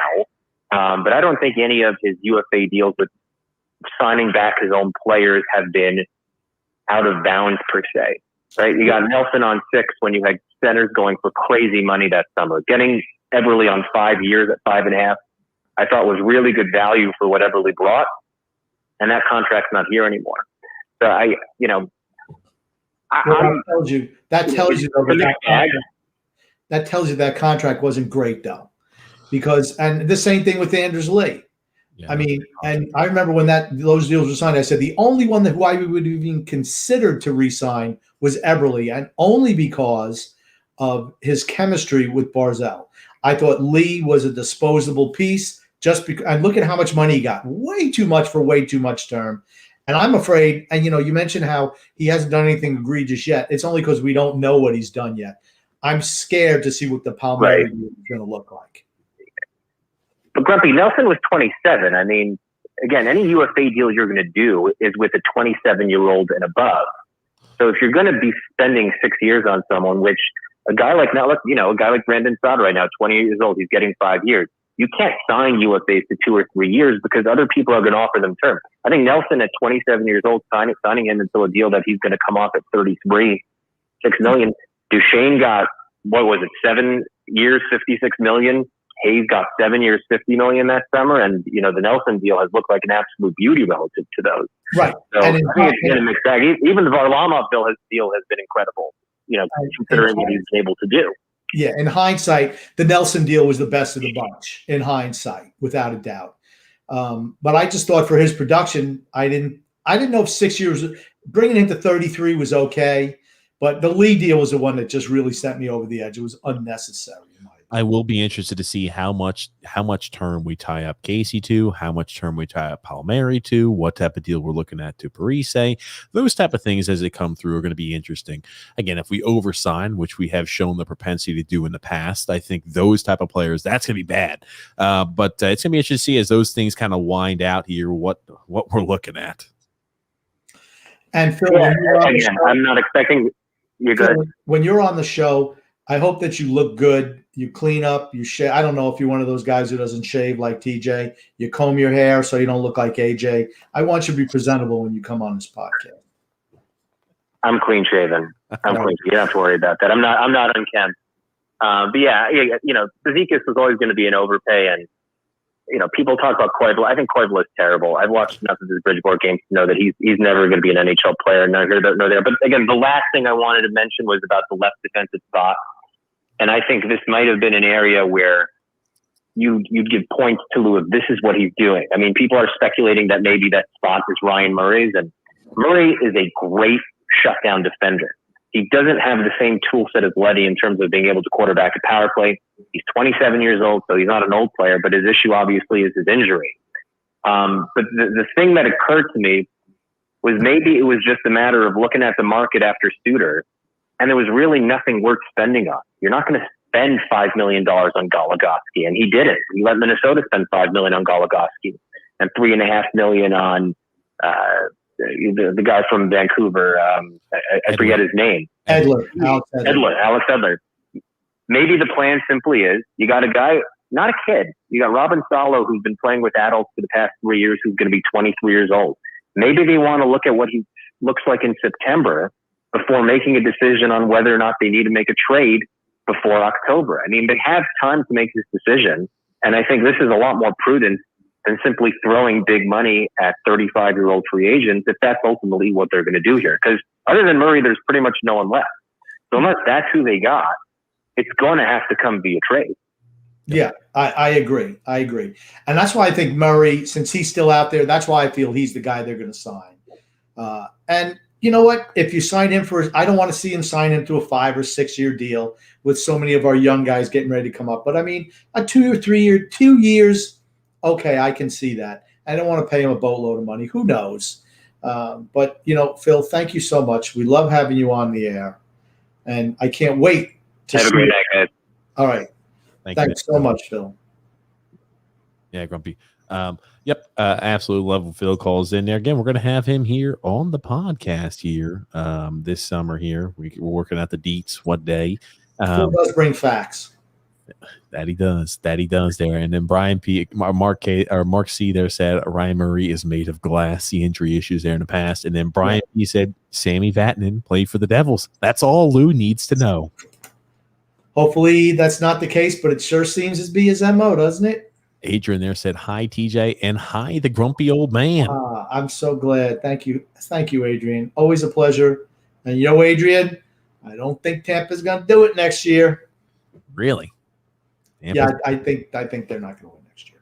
I was about to say, they lost a lot of pieces. Hard to go ahead and, three-peat when something like that happens. They did get Corey Perry back, though. They never had Corey Perry. They got him now. Oh, God. Michael T. Yeah, right. He's twice as good as Zach Parise. Michael T. there said, guys, going out and signing new players shows you're trying, yes, but it doesn't necessarily make the team any better. That's true. No, he's right. Yeah. He's right there. But when your team is close to being a contender for the Stanley Cup, you should want to, and you're an older team, you need to refresh the roster. You can't expect older players to just get better just through the maturation process. And that's the issue that the Islanders have. I once again go back to the beginning of the dynasty era where the Islanders, they couldn't get over the hump. They couldn't get over them. And people wanted to change it. But all those guys were 24, 25 years old at the time. And you let them grow into their abilities. And right now, we don't have a whole lot of younger guys who can elevate the team. The majority of the team is past their peak, past their exploration date. And it's just not a recipe for us moving forward. Expiration date, Grump. Yeah, I do agree. Here's the thing, too. When you have a hole and a need, you need to address it. Whether it's, hey, we can bring in a guy via free agency that addresses that hole, or we can make a trade, or we believe our young players are going to grow into it. That's fine. But you need to address team needs. I always do believe in that. And again, not always signing or frivolous signings do that. But I'll tell you, bringing in a guy who's an elite sniper is something that we've needed to do for the last 3 years. And again, it's kept us from going and being, on the pinnacle, on the top. Moving right along there, Michael T said, "Oh my God, yes, Eichel goes to the Rags. LOL, guaranteed never to win anything that way." I don't know about that. I like Gerard Gallant as a coach. I think he's really good. He's good working with younger players, and that's something they need. I mean, College Quinn, shout out to D Cut, just wasn't he just wasn't cut out for that job. I think Gerard Gallant could help elevate that team. They're going to worry me in a couple of years. They really are. They've got a lot of young pieces there, and if they could ever assemble what they need in order to be successful on the ice, they're a team that all the parts do not match up, or all the sum does not match up anywhere near the parts that they have. And if they can ever get the sum to match up with the parts they have, they could be dangerous. Alexander does say here, do you think that maybe there's a stunner in the Islanders land Jack Eichel? No. I agree. Probably not. And then Brian P. there saying, I'd keep Bavillier over Bailey all day. Josh's mom called up today, and she said the same thing. Stop. Will S. there says, hey, guys, I asked my buddy straight up, who's a diehard Blues fan, does Tarasenko still have game? His response was, OF, yeah, he does. Yeah, he does. He'd be perfect for us. Perfect for us. Absolutely. Moving right along here because we got a lot of comments. Michael T, after you made a huge deal out of it saying that now you're going to say I hate puppies. Now Michael T said grumpy old man hates puppies. Look at that. You feed people when you do that, when you had that crazy reaction saying that I said you want to kill puppies or something. I've had my little puppy on the podcast. You don't see him getting on the Islanders website, and he's certainly cuter. And he's got some snarl to his game too. He's got some snarl to it. He likes to hold my arm in his mouth when I walk around. He likes to hold it. He loves it. Michael A. said, I think Lou loves the salary cap era. He probably liked the dead ball era in baseball. Joe A. said, Tori and Radar, which must be the other dog's name, are both sponsored dogs for people with disabilities. So that's why they're on the page as much as they are. They get more than the players. They get more run than the players do. I do wish that the Islanders did a little more because you know how they come out with the weekly, they just come out every week and they say, here it is. This is what our prospect update is. I really wish that people would do a deep dive or they do a deep dive in items like that for us. I mean, again, a lot of other third parties do that and they have a lot of great information. I wish that on our side, though, this is an off season. This is a time period to go over, get to know Aturati, get to know William Defoe, get to know Alexander Lundkrantz. I want to know about these players. That's your job as an organization, as a PR firm. I want to know the players. So even before they're playing up on the NHL roster, I feel like I know them. So when they come up, it's not like, oh, who is this guy Alexander Lundkrantz? Who is this guy William Defoe? Or who is this guy Robin Salo? I want to know those players. That's what I feel like the PR team needs to do a better job of. Maybe I'm wrong. Who knows? HB also said, hey, grumpy old man, do you like puppies? Yes or no? Look at this, Grumpy, because you made a huge reaction of it. People think you don't like puppies. I do like puppies. I just don't like dogs. I love puppies. I mean, I like when they're little, then they get big. I mean, they get big in their, I mean, everybody loves a puppy. Who doesn't love a puppy? Yeah, I've always been more of a cat guy than a dog guy. I love cats too. And I like grown cats. I like kittens and I like grown cats because they don't bother you as much. Dogs are they're a lot of work. They are. Brian P. also said, here's an Islander forward group I can get behind. Anders Lee, Barzal, and Tank. Everybody calls him Tank. Tarasenko, Bavillier, Brock Nelson, Wallstrom, Parise, Pajot, Palmieri, and of course the Geezer fourth line. I'll tell you, that would be a really, really stout four lines. That would be an unbelievable. I think you're going to see Palmieri on the second line, and Wallstrom on a third line, whatever. But there's no way they're going to give Wallstrom second line minutes. As much as we like him, as much as we see the potential in him. I mean, he was a healthy scratch there in the playoffs. After he got healthy, he's going to be a third line guy next year if he plays. Yeah, but if that's your top 9 player, and even though I'm still not sold on Parise, honestly. I mean, I think they're overrating what he has left in the tank. That's all. I just don't think he's a fit for a third line role. But I could certainly live with that top 9, without a doubt. I think we're way better offensively with that top 9 grouping. Way better. Paulo C there says Bailey has to be part of the Tarasenko trade to make more space for Wahlstrom on the second line and keep Palmieri in the third line with Pajot. Well, see, that's the whole thing. If you're signing Parise back, that means there's only one spot, and you're signing Palmieri back. There are no spots open in the lineup, and that's why you have to move one, and that's why I'm hoping it's Bailey. Saint Ray 44 says all in-house deals are done.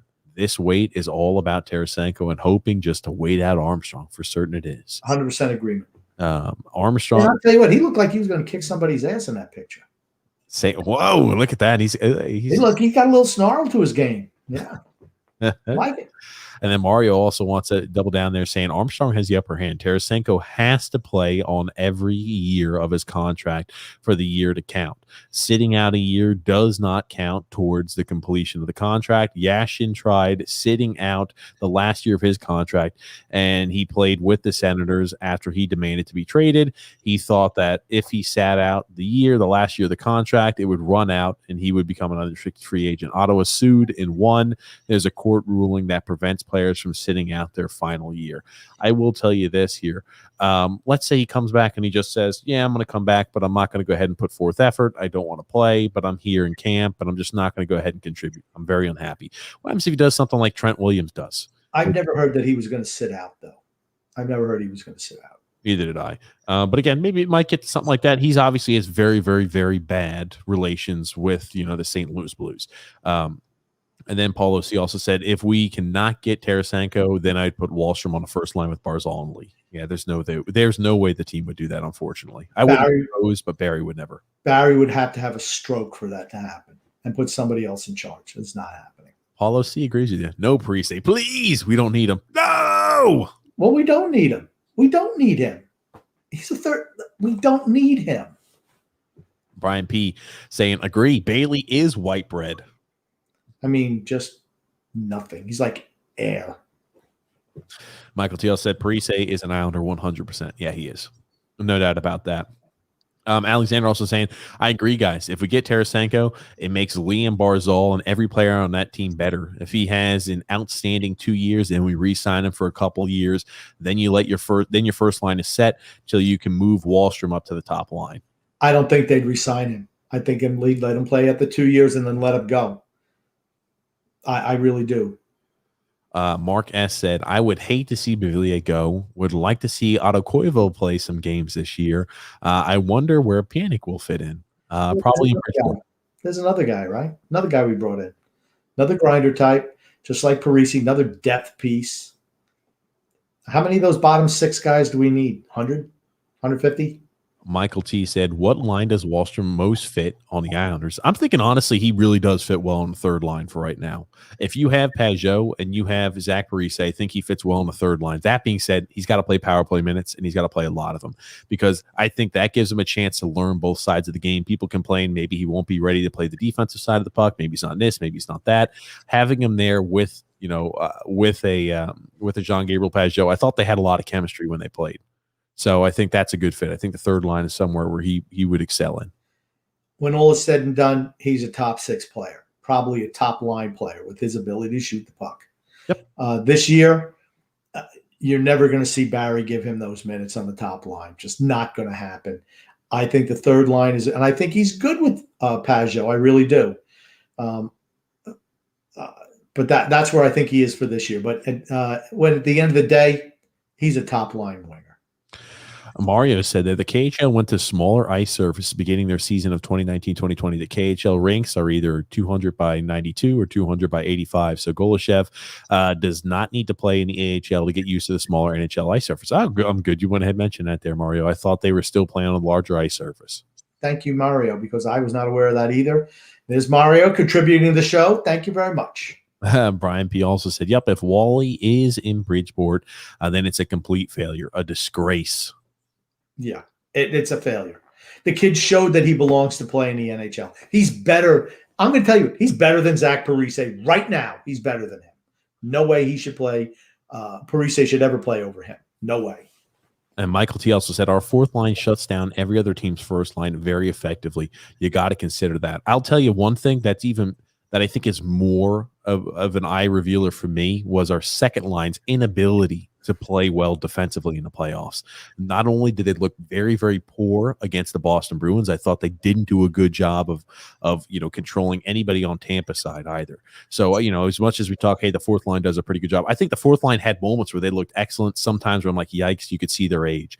The second line's inability to cover and do a good job on the defensive side of the puck was more of an issue, in my opinion, when we talk about, shutting down certain teams. Spot on, TJ. You're spot on.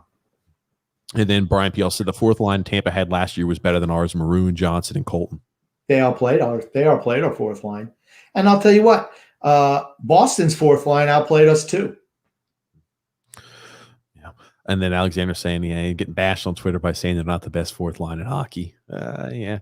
I know it's all subjective. I think you're going to see those players start to drop significantly. Cal Clutterbuck, how much left in the tank does he have? At times he looked okay, but he looked like a shell of what he looked like 2 years ago.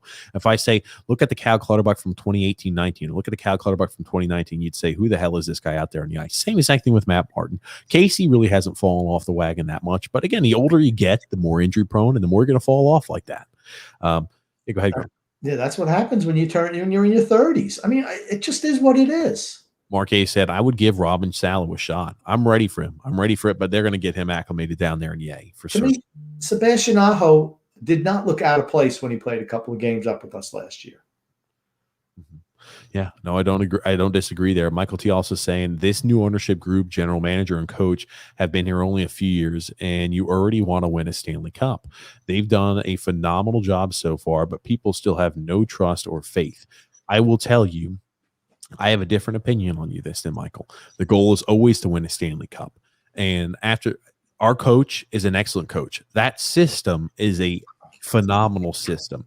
It could make any team competitive, and he is an absolutely outstanding coach. Lou Lamoriello, when he originally got here, did not make many additions. Mind you, he brought in a guy like Robin Lehner as an unrestricted free agent on the cheap who was able to get his life back in order. They went ahead and brought Leo Komarov in, and they brought Matt Martin in. Those are the only additions they made that year during the offseason. They added John Gabriel Pajot later on, but during the regular season, during the offseason, they didn't do anything. And again, like you look at the team's record, the team was pretty much 50-50 the first year that Barry Trotz was here until Thomas Hickey went out. Thomas Hickey went out. Our winning percentage increased drastically with Devon Toews in the lineup. Then it's like a aha moment. Hey, maybe we should be playing Devon Toews every night. Maybe we shouldn't let Hickey back into the lineup. So people make it seem like we're winning division every year. We're not. 2 years ago, if the season had played out, we probably don't make the playoffs. Last year, we came in fourth in our division. And it's really because Philadelphia just imploded last year. I thought they would be much better and build on what they did the previous year, but they didn't. They went in the exact different direction. Philly's garbage. That garbage, Grump. And the offseason moves they made this year, garbage. Well, I think they've changed the room, the type of mentality in the room, which they had to do. And I hate the Flyers. Everyone knows I hate the Flyers. But you got to remember, just because we got through our division to make it to the semifinals, maybe our division isn't as good as people think it is anymore. Remember, we got a lot of older teams in our division. Seems like we struggle going up against those young teams. Carolina is going to give us problems. Carolina has a style that always gives us a problem. Okay. I also want to tell you here, why are we so hard pressed on us winning a Stanley Cup so soon? The reason why, Michael T, for everybody who has this question, our window to win is finite. Our window to win is 2 years. I mean, let's seriously think about it. What do you think Anders Lee's production is going to look like when he's 33 years old? What do you think Brock Nelson's production is going to look like when he's 32 years old? What do you think? And again, like if we keep Bailey, he'd be another guy who's 33 years old. What do you think Josh Bailey's production is going to look like when he's 33 years old? Like those guys who are our forwards, Those guys who are forwards, who are older, that are signed to long-term deals, I don't think their production is going to be outstanding the older they get. So the reason we're so hard-pressed on, hey, we need to make an immediate push is because I believe our window is finite. If you're in a camp where you think, hey, we've got a longer window than people think, that's just a difference of opinion. I think with the guys we have signed long-term, some of these older guys that play top 6 roles and top 9 roles, our window's not as long as you think. I mean, Jean-Gabriel Pageau's been excellent so far, but again, that's going to be a guy, the older he gets, the less production you should expect from him. Right. And we're going to have 9 guys, potentially at the start of the season, the forward group, 9 guys out of 12 over the age of 30 or over. I mean, and with nothing coming up in the pipeline, that's why you have to win a cup now, because eventually you're going to have to blow up the whole thing and rebuild. It's coming. It is coming. And that's why we had to make some moves this offseason to try to get a Tarasenko. Why? Because you want to try to get over the hump to give ourselves a shot within the next 2 years. Because after that, everyone's going to age out. And then Mark A said, I think Barzal's going to be a monster next year, and Lee will be hungry. I do agree with that. I think Anders Lee will be hungry next year. You talk about the ultimate competitor he is, he's going to want to compete. I think he's going to come back with a vengeance. I think Lee is always hungry. I don't think that, and I'm hard on him too for being average, which he is. But one thing he's not average is his drive is always there, without a doubt. No doubt about it. And if you get Tarasenko with Barzal, watch out. I mean, I just think Barzal could have a really, really good year. Would you imagine what Barzal would be like on another team, a team that didn't strive just play defense all the time? Can you imagine how many points he put up? It'd be fun to watch too. He put up a lot of points. He'd be fun to watch. Not sure the winning and the results would be as much as they are here with the Islanders. But we're not winning here either, though. We're not winning Stanley Cups here either. Only one team wins a Stanley Cup. Alexander said, getting Lee back and re-signing the same F- players is not an upgrade. I don't understand how people don't see that. Yeah, I don't either. But people come in with the thought process of, hey, we're getting Anders Lee back. That's an addition. I'm not in that school of thought. He's always been on your team. He never left. He didn't retire. He got injured. And, injuries happen every single year. It's not like once a team gets an injured player back, hey, we've got an addition of a player here in the offseason. We got an addition off of our roster last year. No, you didn't. Same exact team. Right. It's the same team. There's no additions. You're right. A lot of people don't. They think Palmieri's addition. Well, Palmieri played on your team last year. He's not an addition. He's member of your roster. And then Brian P. there said Leo and Zajac 2 goals in 50+ games combined. Yeah, Bevillier 3 goals in 3 games there on the first line, gets benched. What a joke. That's the Barry Trotz credo in a nutshell. We don't care if you score, as long as you can help us not give up goals. But when you play against the really good teams, the really high echelon teams, you have to be able to score. And that's what Darren Pang said it the best. And so did Stu Grimson. On the last podcast, we showed the clip that, that's what separates us against the really, really good teams in the league. And he's right. He's right. Michael T said they did the same thing with Pelech. Yes, you're right. And now look at Wood. Look at what Pelech has become. Do you remember when they benched Adam Pelech there the first few games and they started Lucas Spiza over him? Those are things that you don't forget. Adam Pelech not only was better than Spiza at that time period, could grow into more than what Spiza has, but Spiza was a PTO that we signed to a contract and started playing games that opening season there over Adam Pelech, which made no sense. We saw what we saw on the ice there from Adam Pelech. He played better, but we still went with a guy who was more veteran than Lucas Spiza because, hey, we like playing the older guy. Spiza was not better during the start of the season. Wasn't better when Adam Pelech finally got the shot, but still we rolled out with him opening day. See, stuff like that baffles me a little bit.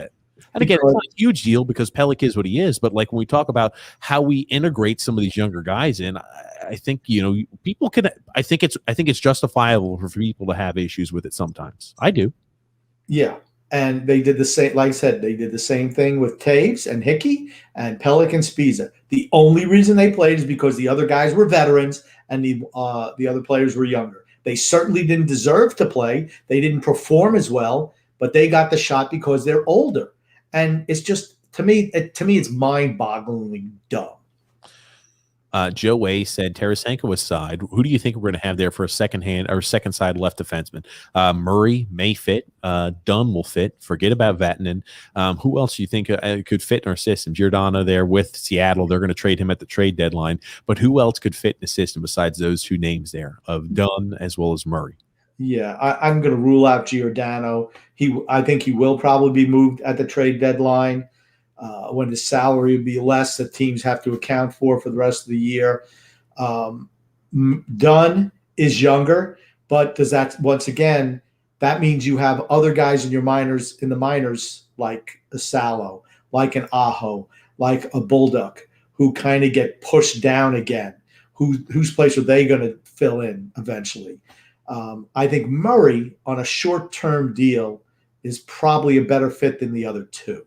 Yep. And I think, and again, like even though we're looking for outside, I think Murray is a perfect fit for us. We don't have to sign him for more than a 2 or 3 year deal. He's going to want to sign a deal to where he could say, I want to accentuate the ability I have to be a defensive defenseman. I saw what Adam Pelech is going to be signing for. He's going to be signing for, or, we see what defensemen can get paid and we see the production they have and the value they have after playing with the Islanders, playing with a great system, playing with a great coach like Barry Trotz, playing, with a great netminder behind us. I see what players can get paid. I want to go ahead and get my career on the path to where I can sign a huge contract after this short, bridge deal until, they're going to start increasing cap. I want to sign myself one big contract when I turn 29, 30 years old. And so, that will be my last big contract. Quote unquote. And to answer his other question, who else is out there? Nobody.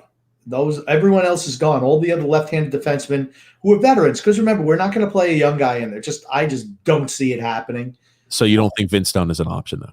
I don't feel Vince Dunn, since you have to trade more assets for him and then sign him as a restricted free agent, I don't think that he's as good a fit as Murray. I think you get Murray a little bit cheaper, shorter term, and he's a veteran, 27 years old, but he's played a lot of games. Yeah. So again, you're thinking more it'd be Murray. And again, you're talking about free agents. There's not a lot that play top 4 minutes. You'd have to acquire one via trade. And the fact that you haven't heard anything about Murray is probably good news for us. I think so too, Grump. We're going to go through rapid fire here. We're going to get a few more comments here. And Brian B said, if you sign Zajac, you don't deserve to win a cup. Yeah, not even if you sign Pat Zajac. I mean, So. Brian P said, a Hall of Fame coach, Al Arbor, had the kid line in 1992, 1993. And I'll let you pronounce it, Grump there. Red Delgado, Travis Green, and Marty McGinnis. I was about to say, I knew you would know that a lot better than I would first. And I got thrown off by the way Brian spelled McGinnis. It's McInnes, so no G in there.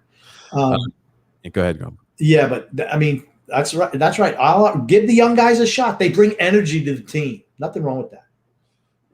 And then Luis Figueroa there says Leo and Bailey both got to go.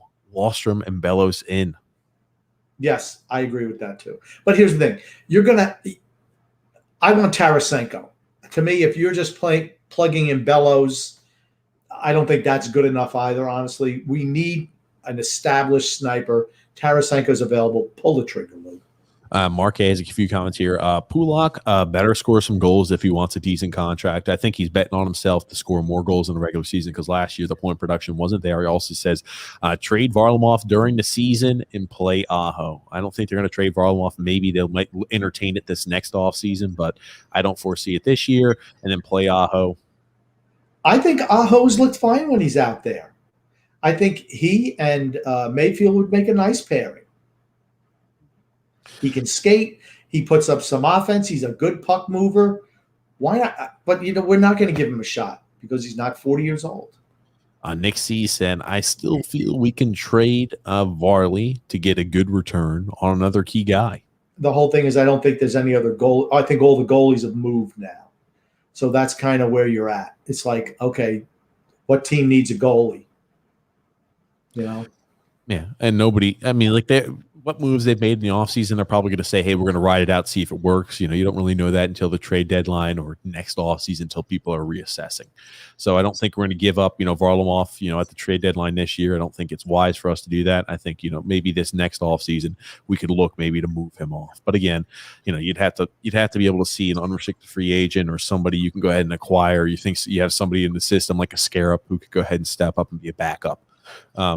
Toby O'Connor there says, if the Islanders get scoring help, we can win the cup. I do believe that. If you get Tarasenko again, I think we're a contender. I think we're a team top 5 who we say, hey, if we're taking, bets at the beginning of the year, I think more often than not, I'm feeling confident in the Islanders. If we get Tarasenko and our older guys don't start to show their age, then I feel we are a contender for the cup because I think our first line is infinitely better. And addition by subtraction, Palmieri in for Bailey, let's say, makes the second line better.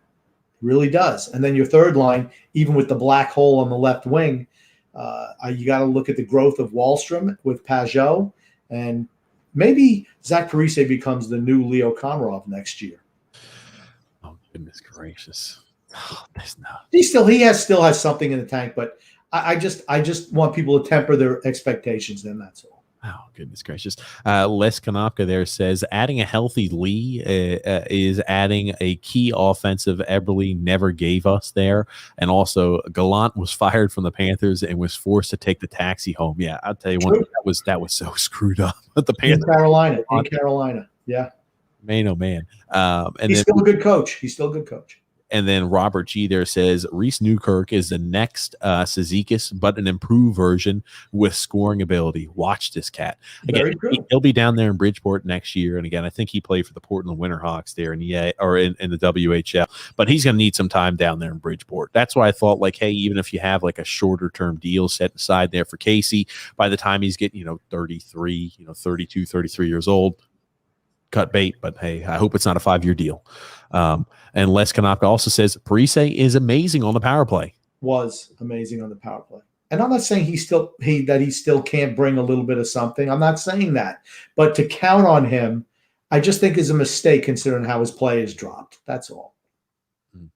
And then What a Films there saying, hey, Grumpy TJ got here late, but at least I caught you guys on a Saturday night. Ain't the same without you. And he also says there, I appreciate that. He says, Grumpy, does Barzal get to wear the A on his jersey this year? No. It depends. You have to get rid of somebody else, right? Bailey would have to move or Clutterbuck would have to leave. I mean, that's the only way because they're not going to take it off the other guys. And Alexander also said, yeah, Parise was good on a power play 10 years ago. But, hey, I think what he's saying is if you trade Bailey, that's an A that's available. So maybe Barzal gets the A. I still think that he'd rather give it to an older guy. Do you think he'd give it to Pajot over Barzal? Yeah. If I'm thinking, or maybe Pajot's a leader type out there without doubt. I was about to say, I think as much as I like Matt Barzal, I'm not sure how many leader, I'm using air quotes here, leader qualities he has. You know what? But you know what it does?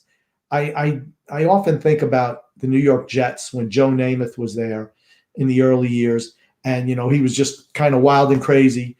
And the other players went up to him and said, "You know what? You need to give him the captaincy."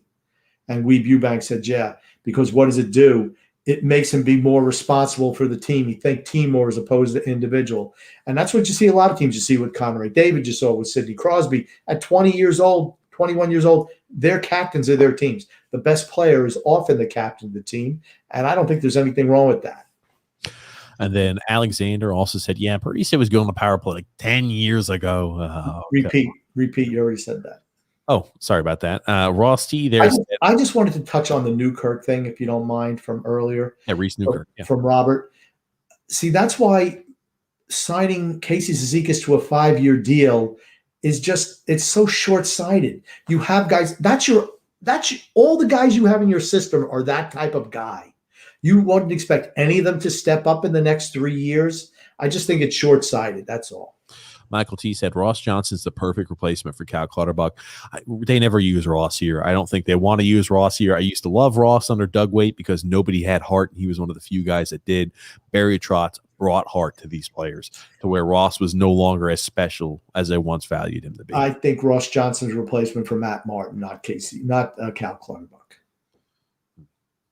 Oh, Alexander also reminded us, yeah, Lou did bring in Valtteri Filppula, who did have, an unbelievable bounce back year there. That's right. Valtteri Filppula had that 1 year, and then he went back to Detroit. Yep. Lou did bring in Valtteri Filppula. And there's nothing wrong with bringing a guy in that for a 1 year deal and then moving on from it. It's the long-term deals that don't make any sense to me. We've done that a few times before. Remember we did it with Derek Brassard. Yep. Yep. He brought him in a 1 year deal there. Honestly, he got hurt. The third line wasn't that good. Wasn't as good there. Yeah. And again, he slowed down. His beginning of the year was excellent. And then, as the year kind of went on, you didn't see the production in the playoffs at all. And towards the tail end, you didn't see too much there. Michael T said, you're being condescending when you say we want to win the division, a conference title, President's Cup, and you want to win the Stanley Cup. I'll take a Stanley Cup. Thank you very much. And have none of the others. I didn't say I wanted to win a division title or a President's Cup. I said we haven't. I mean, and that's what I'm saying. Don't mix them two up. All I want to do is win the Stanley Cup. It's just really hard. If you're not even capable of winning your division, it's even harder to win a Stanley Cup. That's just the way it is. And again, I'm gonna support the same thing. The reason we're so gung ho on winning a Stanley Cup is because our window's finite. We got about 2 years, I think, that we can win the cup. That's why we've got to be bold now. If you say we're just going to sit back and we think the way everything is, just re-signing, everybody's going to work, I would hate to sit back and have remorse and to say what could have been if we were bold and bring in a guy like Tarasenko. Let's say he goes somewhere else and he lights the world on fire. Man, what could have been? I don't want to see that. I'd rather say we did everything we could and we just couldn't get enough. We just couldn't win it. I mean, to me, he's an easy 30-goal scorer if he comes here playing with Matt Barzal. Easy. Islanders for Life there says, are we relying on Dobson next year? He was a turnover machine towards the end of the year as well as in the playoffs. Yes, I think Dobson takes a big step forward next year. Remember, Dobson's the guy who's young. What do they say with defensemen? You don't really get 100% production out of them until they have about 200-300 games played. 300 games before you know what they fully are. But here's the thing. That's what happens when you don't show faith in a younger player. You give him max minutes during the season. You don't shelter his minutes to play, to pay a Nicoletti. You make sure that, or Andy Green, and you don't sit him for 9 or 10 minutes at a time in crunch time. That's the only way he learns. I mean, that's how you learn how to deal with those situations, by being in them. The kid has a future, a really bright future. Don't shackle it and hold it back. Don't let him develop in 3 or 4 years. Put the burden on his shoulders right now and just let him run with the puck. Just let him go. I know he turned over the puck in the playoffs, but again, that was really his first chunk of playoff time. He did play technically in the playoffs, not last year, but the year before. But I think it was only 4 games in limited ice time. They tried to shelter him every which way they could after Johnny got hurt. But he understands and should know what it takes. He's played the entire year last year with the Islanders. He played the entire year throughout the playoffs. He should really be able – I think you're going to see a quantum leap from him. We did. Remember, before he got sick with COVID, we really saw him performing at an outstanding level. He was kind of hitting stride. And he even said towards the end of the year, man, I wasn't the same after I got COVID. I just had never found my legs back, and now I'm kind of feeling a little better. It was kind of towards the tail end. And then the playoffs hit, and playoffs are a different animal. So I expect to see good production out of Noah Dobson. Again, I'm very, very bullish on his future. And, the fact that he had to carry Andy Green, who's not the same, 39 years old, he's not the same player he was, 5-6 years ago. He just isn't. And he covered up for a lot of Andy's mistakes, particularly during the season. Greg Foster said, trade Bailey and try to make him look better than he is, much like the people selling the experience. Sorry, get political, but I won't do it again. But trade Bailey, and try to make him like he's better than he is. I'm just not I just don't think you can do better than Josh Bailey. That's all I'm going to say. You can do better than him. I think Kyle Palmieri is better than Josh Bailey. What a film. Shaman is saying Bailey and Nelson are going to have breakout year. Grumpy's going to be waving his Bailey t-shirt in celebration. It'll be a shock to see guys in their 30s break out. That's all I'm going to say. It's very difficult. Dynamite Gaming there with the PPP line. The PP line. Wow, he puts Brian P in there with Palmieri and Pajot. Oh my goodness. Michael M said TJ did turn the call in off. No, we still got it open there. We're wrapping things up here. And then What a Films there said trade Varley, get over it. Look at what he did for us. Show some respect. I don't think we'll trade him this year. I think we want to stay stout there. And again, I think ideally maybe they'll look to trade him next off season if they do. But I don't see anything happening this year. Yeah, I think the same thing. He won't be moved this year. And honestly, they didn't need to move him with all the other moves they did to free up cap. They didn't need to move him. But we should be making the gradual transition from Varlamov to Sorokin. That should be goal number one. Sorokin should be the full-time starter come the playoffs next year. That's what you should do to really develop a kid like that. Michael M also said, I know, Grumpy, you hate older players, but if older players can still play, it's different, like Marchand or Spezza. Okay, that's right. But they're special players who have been really, really good for a long time. You can't say that about any of the guys on the Islanders. Zach Parise is one of the special players who played for a really, really long time at a high level. Yeah, but he doesn't do it anymore. That's the whole thing. Wayne Gretzky was great too, but he can't play anymore. How many points do you think Wayne Gretzky would put up if he played on the ice today? You think he'd be able to actually compete? No, he can't skate anymore. He was never a great skater anyway, and he's 50-something years old. I don't know. I was just asking. Michael M there says Palmieri's underrated by you, Grump. He has a really good shot and he works hard. No doubt about it. Like Palmieri, I like him more than he does. Yeah, I don't like him just because I just think he's overrated. I think whenever I hear, oh my gosh, there's another. Look at that. Les Kanopka also saying a full season with Palmieri is going to be nice.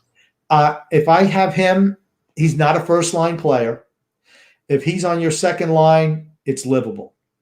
Particularly, I'm sure he's going to get paid. How many years do you think Palmieri gets? Probably 4 or 5. But hey, we're not going to. We'll find out there. What the Films also said, yes. The return of Anders Lee, and also says the division is going to be tougher. The Flyers are better. The Rangers are better. It's going to be a real grind. And who can grind better than the Islanders? Going to be for an exciting year. Yeah, my concern is the fact that it's going to be 82 games as opposed to 56. Remember, we were out of gas 2 years ago. Totally out of gas. Craig Foster said Gretzky 61. He couldn't play at all. What a stupid question. Here's the thing. I've always wondered, Gretzky never was a good skater, but you always wonder, hey, could he still be in the right place at the right time? Could he he's an old timer game, obviously, be good. Do you want to know where he would really struggle? In the defensive end, because he used to hook his skate to you almost thought he was surfing. I wonder if his shot, if he could still, in like certain situations, if you said, hey, you're going to stand here, I wonder if his shot would still be good enough. He didn't have the greatest shot. He didn't have the greatest shot in the world, but he saw the game better than everybody else. And that's one of those traits that never disappear. Obviously, again, I forget that Gretzky was 61 years old, man. I thought he was in, you know how they say, like with Michael Jordan still, I mean, like you hear the stories, hey, he was able to show Michael Gilchrist, he beats him in a one-on-one game. Obviously, hockey's different to basketball. But, you know, some of those legends, they are timeless classics. I forget Gretzky was 61. Thought he was in his early 50s. And here's another thing. Guys like Jordan, guys like Gretzky, they don't quit. They don't give up. That's what makes a special player, not just the individual talent. And I don't think there's anyone in the history of the game who ever saw it better than Gretzky. I just don't. Jay also said Barzal was my second choice for the Nystrom Award. I voted for Mayfield this year. Yeah, Mayfield. I love Scott Mayfield. Everyone knows that. But here's the thing. Like, as much as I love Scott Mayfield, if the right deal came along and he needed to be moved, I'm willing to do it to make the team better. So it's not just me hating on Josh Bailey. I just think if you can get a Tarasenko, Bailey's the guy you want to move. You don't want to move a young piece. You want to move an older piece. I think he's the most reasonable one, too, there. Allen Street also said, would you trade Varlamov and Beauvillier for Marner straight up? Man, I like Mitch Marner. I mean, you got to get another goalie back. You would have to get another goalie back, but yeah, I'd consider that. Mitch Marner's really good. Here's the thing. Would Lou Lamoriello want him back? There's no way they would do a deal like this. I don't think so. Well, here's the thing. You want to know who wouldn't do a deal like that? Toronto. They wouldn't do that.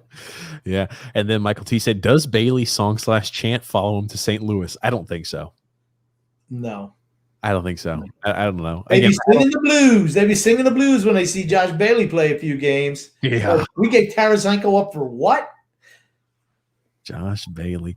Well, grumpy old man, we're right here at the end of the podcast. Is there anything else you want to say before we wrap things up here today?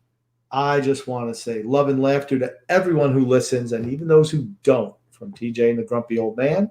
And please listen tomorrow to the TJ and the Grumpy Old Man show, which will be on at what time, TJ, approximately? 8 p.m. Eastern Standard Time. You can find that in the link in the description below. I want to thank you, Grumpy, for being a part of the podcast, and thank you, everybody who participated here in the live stream and tuned in. Again, Grump and I are two individuals who love the New York Islanders, who love to talk about them, who love to talk sports. Thanks, everybody, for tuning in, and I hope you have a wonderful